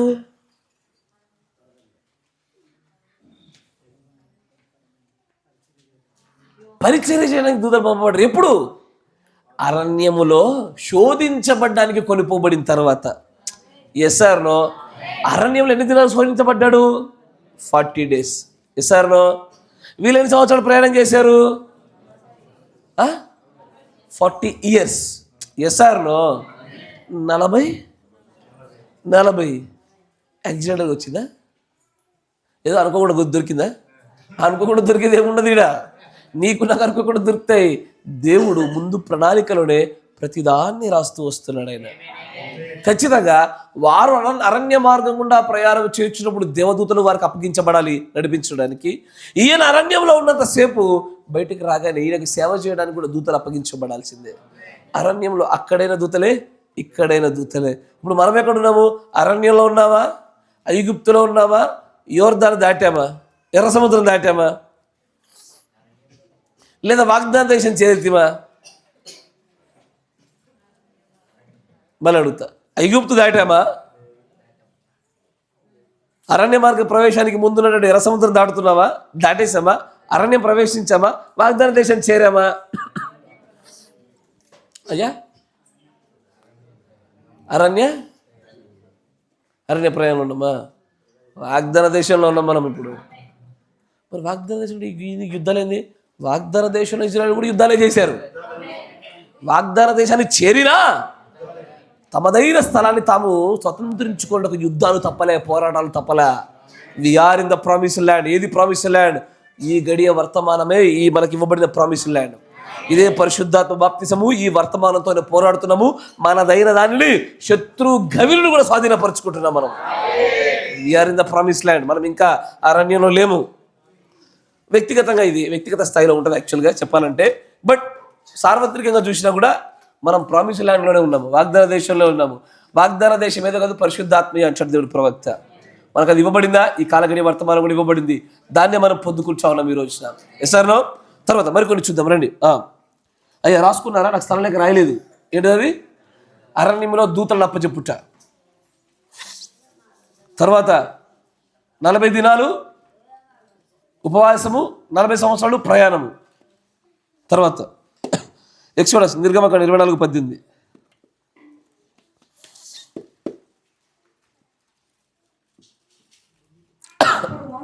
అప్పుడు మోషే ఓకే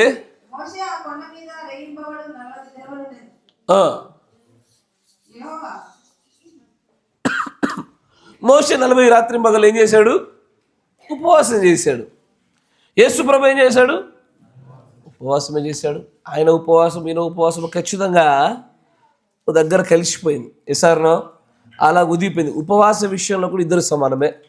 కరెక్టేనా? 40 దినాల ఉపవాసాలు కూడా అంతే. తర్వాత మోషే మేఘంలోనికి ఏమయ్యాడు? ప్రవేశించినట్టుగానే క్రీస్తు కూడా రూపాంతరపు కొండ మీద మేఘంలోనికి ప్రవేశించాడు. సన్సెట్ కొండ మీద 3వ ప్రవక్త కూడా మేఘంలోనికి ప్రవేశించాడు. ఎసర్నో మేఘపు యొక్క ప్రవేశాలు సమానమే. తర్వాత 40 రోజుల ఫాస్టింగ్లు సమానమే. తర్వాత బాగుంటుంది, మంచిగా ఇంట్రెస్టింగ్. మన నిర్గమకాండం 14:21 వచ్చి మోషే చెయ్యి చాపగా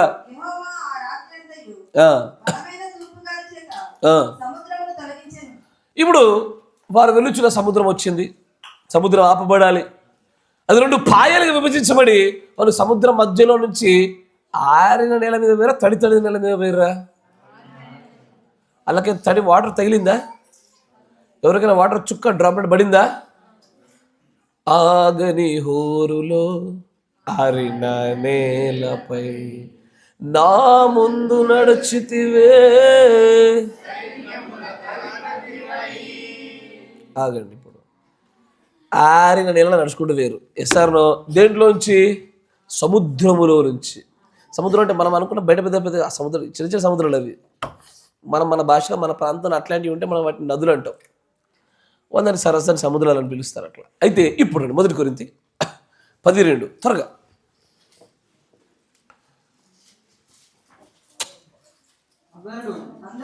చెప్తా. అందరూ మోషేను బట్టి మేఘములోను సముద్రములోను సముద్రంలో బాప్తిజం పొందిరా. నీళ్లు టచ్ అవ్వకుండా కూడా సముద్రంలోను చెల్తే బాప్తిజమా? బాప్తిజం అంటే సాధారణ ఏం చేయాలా? పోనీ తప్పుడు బోధలు చిలకరి బాప్తిజం అన్నప్పుడు చులకన పడాలా? కనీసం తప్పుడు బోధ కూడా చూస్తే సత్యమైన బోధ కూడా ముంపుడు బాప్తిజం కరెక్ట్ కదా. ఆ సముద్రంలో తడిసైనా పోవాలా? తడవకుండా ఆరిన నేలలో తడి నేల నడుచుకుంటూ పోతుంటే కూడా పౌలు గారు అంటారు, వారు సముద్రంలో బాప్తిజం పొందారయ్యా. ఈసారిలో ఈ రోజున వారు మోషేలోను సముద్రములోను మేఘంలోను బాప్తిజం పొందారు. ఈ రోజున కూడా క్రీస్తు చేసింది అదే. మనము క్రీస్తులోను మేఘములోను ఇంకా ఇంకా మనం కూడా సముద్రంలో పొందుకుంటున్నావా? నీళ్ళలోను ప్రవక్తలోను మనమును బాప్తిజం పొందుకుంటున్నాం. బాప్తిజము అని దాన్ని ఏ విధంగా చూపించాడంటే దానిని అంగీకరించి దేవుడు చిత్త ప్రకారం దాని గుండా వెల్లుటనే బాప్తిజంగా చూపించాడు. అక్కడ అది తాకిడి జరిగిందా లేదని కాదు. ఇప్పుడు ఈ వర్తమానం అంగీకరించాము, ఈ వర్తమాన ప్రకారం జీవిస్తున్నాము, దీని గుండా మనం ప్రయాణం చేస్తున్నాము. మనం ఈ వర్తమానంలో బాప్తిజం పొందిన వారమే. ఎస్ఆర్నో అట్లాగున వారు సముద్రములో బాప్తిజం పొందేటువంటి ఒక మార్గాన్ని ఏర్పాటు చేస్తే దాని నిజస్వరూపమైన బాప్తిజమాన్ని యోర్దాను నది దగ్గర మొదలుపెట్టడం జరిగింది. అక్కడ ఎస్ఆర్నో ఎక్కడది? ఎక్కడ బాప్తిజం మొదలుపెట్టింది? ఎక్కడ? యోర్దాన్. అదే యోర్దానులో. యోర్దాన్ అంటే ఇది పేరు మరణము. యోర్దాన్ అంటేనే మరణము. ఆ పదానికి అర్థం మరణము. ఆ మరణంలో జీవం ఉత్పత్తి అయినట్లుగా లోకమంతటి దానిలో మరణం చెందించినట్లుగా రావడము, నీళ్ళల్లో ముంచడము, సమాధిలో పెట్టినట్టుగా వారు తిరిగి లేవడము, నూతన సృష్టిగా మలచబడ్డ వారు ముందుకు సాగిపోవడము. ఎసార్నో బాప్తిస్మ విషయంలో కూడా సారూప్యతలే. ఎసార్నో దాని పరిపూర్ణత ఈ గడియ వర్తమానం గుండా మనకు లభిస్తూ ఉంటుంది. మనకు మాత్రమే తెలుసు మేఘాల బాప్తిజం అంటే ఏంటిదని. 6 సంఘకాలంలో మనకు తెలియదు. ఇస్తారనో మేఘాల బాప్తిజం అంటే ఏంటిది? 7 దూతల యొక్క వర్తమానం అంగీకరించి దాని ప్రకారంగా నివసించడం ముందుకు సాగుతాయే 7 దూతల యొక్క వర్తమానం గుండా మనం పొందిన బాప్తిసం అయి ఉన్నది. ప్రవక్తలోను అంటే ఆ రోజున మొదటి నిర్గమ ప్రవక్తలు తీసుకున్నారా, ఇది కూడా అంతే.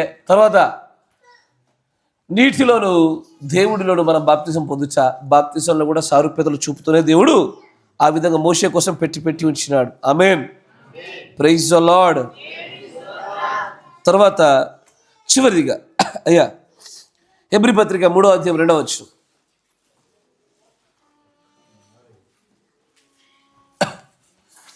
ఇంక చాలా ఉన్నాయి, జంప్ చేసేసా. ఎందుకంటే రాత్రి కూడా ఇదే వర్తమానం మాట్లాడితే మీ మొహాలు శనగిలుతాయి. రాత్రి వేరే వర్తమానం మాట్లాడదాం. చూడండి 3వ అధ్యాయం 2వ వచనం. దేవుడి ఇల్లంతటిలో మోషే నమ్మకమైన వాడు, ఈయన కూడా ఎవరు? క్రీస్తు కూడా ఆయన కూడా నమ్మకమైన వాడే, 3వ నిర్గమ ప్రవక్త నమ్మకమైన వాడే. అందుకే కదా మొదటి ఈడుపులో నమ్మకంగా ఉంటే 2వ ఈడుపుకి ఇస్తా, 2వ ఈడుపులో నమ్మకంగా ఉంటే 3కి ఇస్తా. ఇస్తారో? ముగ్గురు దూతలు కూడా దేవుడి ఇల్లంతటి పనిలో నమ్మకమైన వారే. ఆ ముగ్గురి యొక్క పరిచర్యా ఫలముగా వచ్చిన మనము కూడా ఆయన ఇల్లంతట్లో నమ్మకమైన వారిగానే ఉండి తీరాల. ఎసారో? ఈ సారూప్యతలు, దిస్ ఈజ్ కాల్డ్ టైపాలజీ. దీన్నే ప్రవక్త టైపాలజీ అనడు. దీని గుండానే ఆయన వర్తమానాలన్నింటినీ కూడా బయటకు తీసుకొచ్చి పాత నిబంధనల సత్యాన్ని, కొత్త నిబంధనల సత్యాన్ని కలగలిపి ప్రత్యక్షత ద్వారా సర్వసత్యం వైపు నడిపిస్తూ ముందుకు తీసుకెళ్ళినాడు ఆయన. ఆమేన్. ఈ రోజున మనకు కూడా ప్రవక్త ఉన్నాడు, మనకు కూడా ప్రత్యక్షతలు వచ్చాయి, మనకు బాప్తిస్మాలు ఉన్నాయి, మనకు ప్రత్యేకమైన ఆజ్ఞలు ఉన్నాయి. ఎసారో? మనదంతా కూడా దేవుడు నియమించాడు ఒక ప్రత్యేకమైన శైలిగా ముందుకు సాగబడతా ఉన్నదయ్యా. నిజంగానే మనం ఎక్కడ నిలబడ్డామో తెలుసా?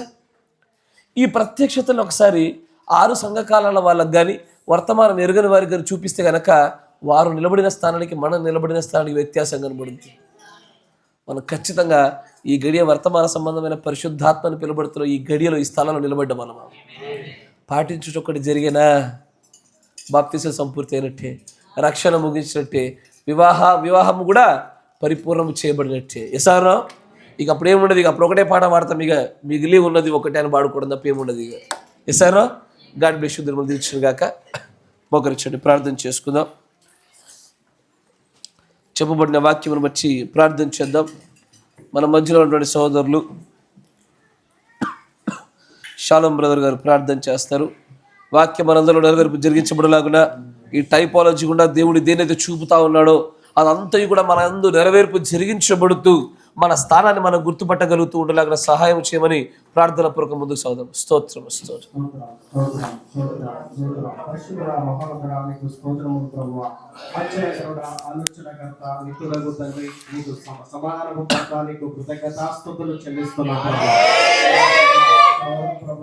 అయా ప్రభా, మీరు మాకు వాక్యం ద్వారా ప్రభా అనేకమైన విషయాలు మీరు మాకు బయలుపరిచినందుకు నీకు వందనాలు క్రీస్తులో ప్రభా మా స్థానములో ప్రభా మేము గుర్తెరుగుటకు తండ్రి. అయా ప్రభా ఈ గడియ వర్తమానముల ద్వారా ప్రభా అయా పరిశుద్ధ గ్రంథములో నుంచి ప్రభా అయా మీరు అనేకమైన విషయాలు మీరు మాతో మాట్లాడినందుకు నీకు వందనాలు ప్రభా. అయా ప్రభా రక్షించిపోతున్న మమ్మలను ప్రభా అయా నువ్వు వెతికి రక్షించి ప్రభా అయా ఈ వర్తమానములు మమ్మల్ని మీరు నిలబెట్టినందుకు నీకు వందనాలు చేస్తున్నాం. అయా ప్రభా మోషేలో ప్రభా మేము క్రీస్తును చూడగలుగుతున్నాం ప్రభా, యోసేపులో ప్రభా మేము క్రీస్తును చూడగలుగుతున్నాం తండ్రి. అయా గడియ వర్తమానికుల్లో మేము క్రీస్తును చూడగలుగుతున్నాం ప్రభా. అయా ప్రభా మాలో సుత మేము క్రీస్తును చూసుకునే ఆయా సందర్భాలలో ప్రభా అయా మేము ప్రభా గ్రహింపు మాకు లేకున్నప్పటికీ ప్రభా మాలో నుండి ప్రభా అనేక చోట్లలో ప్రభా అయా నీ కార్యాలను ప్రభా నువ్వు నెరవేర్పు చేసినందుకు నీకు వందనాలు ప్రభా. క్రీస్తులో మా స్థానమును అయా మేమందరము గుర్తుపట్టుటకు సహాయము చేయము తండ్రి. ఆ స్థితిలో ప్రభా మేము నడుచుకుంటకు అయా ఈ ఉపదేశము ద్వారా క్రీస్తులో మా స్థానాన్ని మేము గుర్తెరుగుటకు సహాయం చేయండి ప్రభా. అయా ప్రభా ఈ వర్తమానాల ద్వారా ప్రభా మేము ప్రభా ఆత్మీయమైన ఆహారము తింటుండగా అయా ప్రభా నీ జీవము మాలోని అయా ఉచ్చమని ప్రార్థిస్తున్నాం ప్రభా. అయా ప్రభా ఎప్పుడు ప్రభా నేను స్తుతిస్తూ ప్రభా మేము ప్రభా వాక్య లేఖన ప్రకారము మేము నడుచుకుంటకు సహాయము చేయకుంటకు అయా ప్రభా రాయబడిన పత్రిక వల్ల మేము ఉండుటకు అయా కృప చూపించమని ప్రార్థిస్తున్నాం ప్రభా. అయా ప్రభా మేము లేఖనానుసారంగా జీవించుటకు ఈ గడియ వర్తమానము గుండా మేము నడుచుటకు అనేకమైన ప్రభా ఈ గడియ వర్తమానికుడి ద్వారా అయా నువ్వు ఇచ్చిన ఆజ్ఞలను ప్రభా మేము పాటిస్తూ అయా దాని వాటిని మేము అనుసరించుటకు అయా అయా నీ పరిశుద్ధాత్మ మాపై కుమ్మరించమని ప్రార్థిస్తున్నాం ప్రభా. అయా పరిశుద్ధాత్మని మాలో ఉంటే ప్రభా దాని ప్రకారం మేము నడుచుకోగలుగుతాం ప్రభా. అయా ఇప్పటి వరకు ప్రభా మేము విన్న వర్తమానం ఉదయకాల సమయంలో, ఈ మధ్యాహ్నకాల సమయంలో ప్రభా మేము విన్న ఈ వర్తమానం ద్వారా ప్రభా అయా మేము ప్రభా ఆత్మీయంగా పోషించబడి ఉన్నామని మేము నమ్ముతున్నాం ప్రభా. అయా ప్రభా మేము ప్రభా లేఖనాల ప్రకారం జీవించుటకు అయా నీ కృప చూపించమని ప్రార్థిస్తున్నాం ప్రభా. అయా నీ చిత్తంలో అయా నీ ముందు నిర్ణయంలో ఉన్న నీ వధువును ప్రభా నువ్వు ఎన్నడూ పొడగొట్టుకుని దేవుడవై ఉన్నావు ప్రభా. అయా ప్రభా నీ ఎన్నికలో నీ ఏర్పాట్లో జగత్ పునాదులు వేయబడే ముందుకే, లోక పునాదులు వేయబడే ముందుకే అయా నువ్వు ఏర్పరచుకున్న దేవుడవై ఉన్నావు ప్రభా. ప్రభా ఈ కాలానికి నువ్వు ప్రవక్తను పంపించి ప్రభా అనేకమైన ప్రభా నీ ఆలోచనలు కూడా అనేకమైన అయా విషయాలు ప్రభా నీ వధువుకు బయలుపరుస్తున్నందుకు నీకు వందనాలు ప్రభా. అయా ప్రభా దాని గుండా మేము నడుచుకున్నటకు అయా సహాయం చేయమని ప్రార్థిస్తున్నాం ప్రభా. అయా ఇప్పటి వరకు విన్న వర్తమానము అయా మా హృదయంలో మేము భద్రపరుచుకొని అయా దాని ప్రకారము ప్రభా మేము జీవించుటకు ప్రభా అయా నీ దైవికమైన ప్రేమ మాలో ఉండుటకు అయా ప్రభా నీ వధువుగా మేము సిద్ధపడుటకు సహాయం చేయము ప్రభా. అయా మిగిలి ఉన్నది ఒక్కటే ప్రభా, అది ఎత్తబడుటై ఉన్నది ప్రభా. దానికోసమే ప్రభా మేము నియమించబడి ఉన్నాం ప్రభా. అయా మేము ప్రభా ఈ గడియ వర్తమానంలో కుడి ఎడమలకు తప్పిపోకుండా ప్రభా ఈ వర్తమానంలో మేము నిలకడగా ఉండుటకు అయా మా అనుదిన జీవితంలో ప్రభా అది క్రియల రూపంగా ఉత్పత్తి అవుటకు సహాయం చేయము తండ్రి. అయా క్రీస్తు ప్రభా మేము గ్రంథంలో మారుటకు సహాయం చేయము ప్రభా. అయా ప్రభా మేము వాక్యానుసారంగా నడుచుకున్నటకు అయా కృప చూపించమని ప్రార్థిస్తున్నాం ప్రభా. అయా ప్రభా మేము ప్రభా వాక్యము మాలో శరీరధారవుటకు, వాక్యము మాలో రక్తమాంసములు అవుటకు సహాయం చేయమని ప్రార్థిస్తున్నాం. ఈ వర్తమానము కోసం ఈ ప్రసన్న వేదన పడుతుండగా అయా ప్రభా మేము గర్భము ధరించుటకు సహాయం చేయము తండ్రి. అయా ప్రభా ఆ స్థితిలోకి మేము ఎదుగుటకు, ఆ ఎత్తబడుటలో ప్రభా అయా పరిశుద్ధుల గుంపులో మేము ఉండుటకు సహాయం చేయమని అయా ఇప్పటి వరకు ప్రభా మా సంఘ కాపాలను మీరు అభిషేకించి అనేకమైన కోణాల గుండా ప్రభా అయా ప్రభా మోషే గురించి ప్రభా మా కాలపు ప్రవక్త గురించి అయా క్రీస్తుని గురించి అయా మా స్థానంలో మేము ఎక్కడ ఉండాలో తెలుసుకునే దాని విషయంలో మీరు మాతో మాట్లాడినందుకు నీకు వందనాలు ప్రభా. మా సంఘ కాపాడుతున్న అదే ప్రత్యక్షత ఆత్మను ప్రభా మేము పొందుకోని ప్రభా ఆ కోణము కూడా మేము చూస్తూ అయా మేము వాక్యములో వర్తమానంలో ప్రభా మేము ఆనందించడానికి సహాయం చేయగలుగుతాము. మొత్తము నీ మీద మోపి అయా వాక్యములో ప్రభువా మేము ఆనందిస్తూ అయా నేను సంతోషపరుస్తూ అయా నీకు మంచి గౌరవాన్ని ఇస్తూ అయా ప్రభా నీ మాటకు మేము లోబడుటకు నీ పిల్లలమైన మా అందరికీ సహాయం చేయమని ప్రార్థిస్తున్నాం ప్రభా. అయా మా ప్రార్థన మీరు ఆలకించే దేవుడవై ఉన్నావు ప్రభా. నీ వధువు మధ్యవర్తిత్వం చేస్తే నీ వధువు ప్రార్థన ఆలకించే దేవుడవై ఉన్నావు ప్రభా. అయా ఈ స్థలములో నీ వధువుగా అయా మేమందరం ఏకీభవించి ప్రార్థిస్తుండగా అయా నీ వధువు ప్రార్థన మీరు ఆలకించి ప్రభువా మా స్థితిగతులు అన్నిటి విషయంలో మీరు గొప్ప కార్యము జరిపించమని మహిమ ఘనత ప్రభావం నీకే చెల్లిస్తూ ప్రభువైన యేసుక్రీస్తు నామములో ప్రార్థన చేసి అడుగుచున్నాం. పరిశుద్ధాత్ముడా, సర్వశక్తి సంపన్నుడా, కృపగల దేవా, నిజముగానే నీ యందు మేమందరము కూడా ప్రభు ఎదుగుటను ఇష్టపడుతూ ఉన్నావు. మా ప్రత్యక్షత కోసం ఈ సృష్టి అంతా కూడా మిగులం ఎదురు చూస్తుండగా ఆ ప్రత్యక్షతను పొందుకోవడానికే నువ్వు నీ వర్తమానికుడి ద్వారా మాకు అనుగ్రహించినటువంటి సంగతులు మేము చూచుచుండగా మా ప్రత్యక్షతను మీరు పరిపూర్ణము చేయమని ప్రార్థిస్తాం. ఈ మాటలు విన్న వీరందరూ కూడా ప్రభా క్రీస్తులో మేము నిలబడినటువంటి స్థానాన్ని నీ సేవకులు ఎన్నటికీ తప్పు చేయకుండా ఆ యొక్క ప్రభా ప్రజల ఎదుట కనబడుతున్న ఆ తప్పిదలు అనబడిన వాటిలో నుంచి కూడా ఏ విధంగానైతే ప్రభు నీ యొక్క ప్రణాళికను నెరవేర్పు జరిగిస్తూ ఉన్నావో ఆ సంగతులన్నింటినీ గ్రహించగలిగే గొప్ప మనస్సును ప్రత్యక్షతను హృదయాన్ని మాకు దయచేయమని ప్రార్థిస్తాం. అయినా ఈ సమయంలో ఈ ఉపవాసం అభిషేకము గుండా మేము ప్రార్థన చేయించుండగా మా మనవులన్నింటినీ వినే దేవుడు కలిగి ఉన్నావయ్యా. దయచేసి ఈ సమయంలో నాయన దైవ దర్శనం గారిని మీ చేతికి అప్పగిస్తూ ఉన్నాము. కుమారుడు ప్రభు తన నుండి ప్రస్తుత యొక్క అనారోగ్య సమస్యల్లో కుమారుడికి పరిపూర్ణమైన ఆరోగ్యం దయచేయండి. ప్రభువైన యేసుక్రీస్తు నామములో ఆరోగ్యం అంతా కూడా సరి చేయబడును గాక. మరి హోటల్ విషయంలో కూడా ప్రభు మీరు కృప చూపండి. ఆ హోటల్లో నాయన ఏ విధమైనటువంటి నాయన దుష్ట శక్తులు పనిచేస్తూ ఉన్నాయో, నాయన ఏ తప్పిదములను బట్టి అయితే ప్రభు అదంతా కూడా ఎదురుపడి వచ్చి ఉన్నదో ఆ సమస్తాన్ని మీరు సరిచేయమని ప్రార్థన చేస్తాము. నీ ఉత్తమమైన కృపను నాయన కుమారుడు యొక్క కుటుంబానికి మీరు దయచేసి అన్ని విషయాల్లో కూడా విడుదల కలగజేయమని ప్రార్థిస్తూ ఉన్నాం. అంతేకాకుండా ప్రవీణ సహోదరుని కూడా మేము నీ చేతికి అప్పగిస్తూ ఉన్నాము. నాయన నీకు సాధ్యమైన అన్నీ సాధ్యమైన మెరిగిన వారమయ్యా. అసాధ్యమైనటువంటి ఏది లేదని మాకు తెలుసు, కానీ కేవలము నీ కృపను సరైన సమయమును అయినా సరైనటువంటి పద్ధతిని మాత్రమే గ్రహించవలసింది ఉండగా కుమార్తె యొక్క గర్భమును కూడా మీరు తెరవమని ప్రార్థిస్తాను. దోషములన్నీ తీసివేసి నీవే నీ యొక్క రక్తం గుండా ప్రభా పరిపూర్ణ విడుదలను విమోచన అనుగ్రహించి నీవే ప్రభా నీ చిత్తానుసారముగా బలమైన రీతిలో ఆ పిల్లల్ని మీరు వాడుకోమని ప్రార్థిస్తాము. నేను అంతేకాకుండా సంధ్యా సహోదరి కూడా మీ చేతికి అప్పగిస్తా ఉన్నాము. వాళ్ళ ట్రాన్స్ఫర్ గురించి ప్రభా నిజంగా నీకు దగ్గరగా ఉండాలని నీ వర్తమానాల వారిని వారి పిల్లలందరూ కూడా ఎదగాలని ఆశపడుచుండగా ఆ ట్రాన్స్ఫర్ విషయంలో కూడా ప్రభా నీకు అత్యంత సమీపస్తులు సహాయం దయచేయమని ప్రార్థిస్తాను. అంతేకాకుండా ప్రభా ఫిలిప్ గారు సంసోన్ గారు కలిసి ప్రభా నీ చిత్తానుసారంగా నీ బలమును బట్టి నీ కృపను బట్టి నాయన ఈ యొక్క సోమవారం దినం జరిగించబోచున్నటువంటి ఆ నూతన హోటల్ ప్రారంభ విషయంలో కూడా మీరు తోడుగా ఉండండి. ఆ వ్యాపారం ప్రభు దాని గుండా మేము ధనవంతులు అవ్వాలని మేము ఎంత మాత్రం ఆశపడలేదు ప్రభు. అది కేవలం మా జీవనోపాధులు సాగుతూ ఏనాటికి కూడా ఆనాటికి సరిపోతూ ఎంత మాటలు నీకోసం ఎదుర్చుకోగలిగడానికి నాయన కొద్దిపాటి నాయన మాకు మద్దతుగా నిలబడేటువంటి రాబడి వస్తే చాలా ఆశపడతా ఉన్నాము.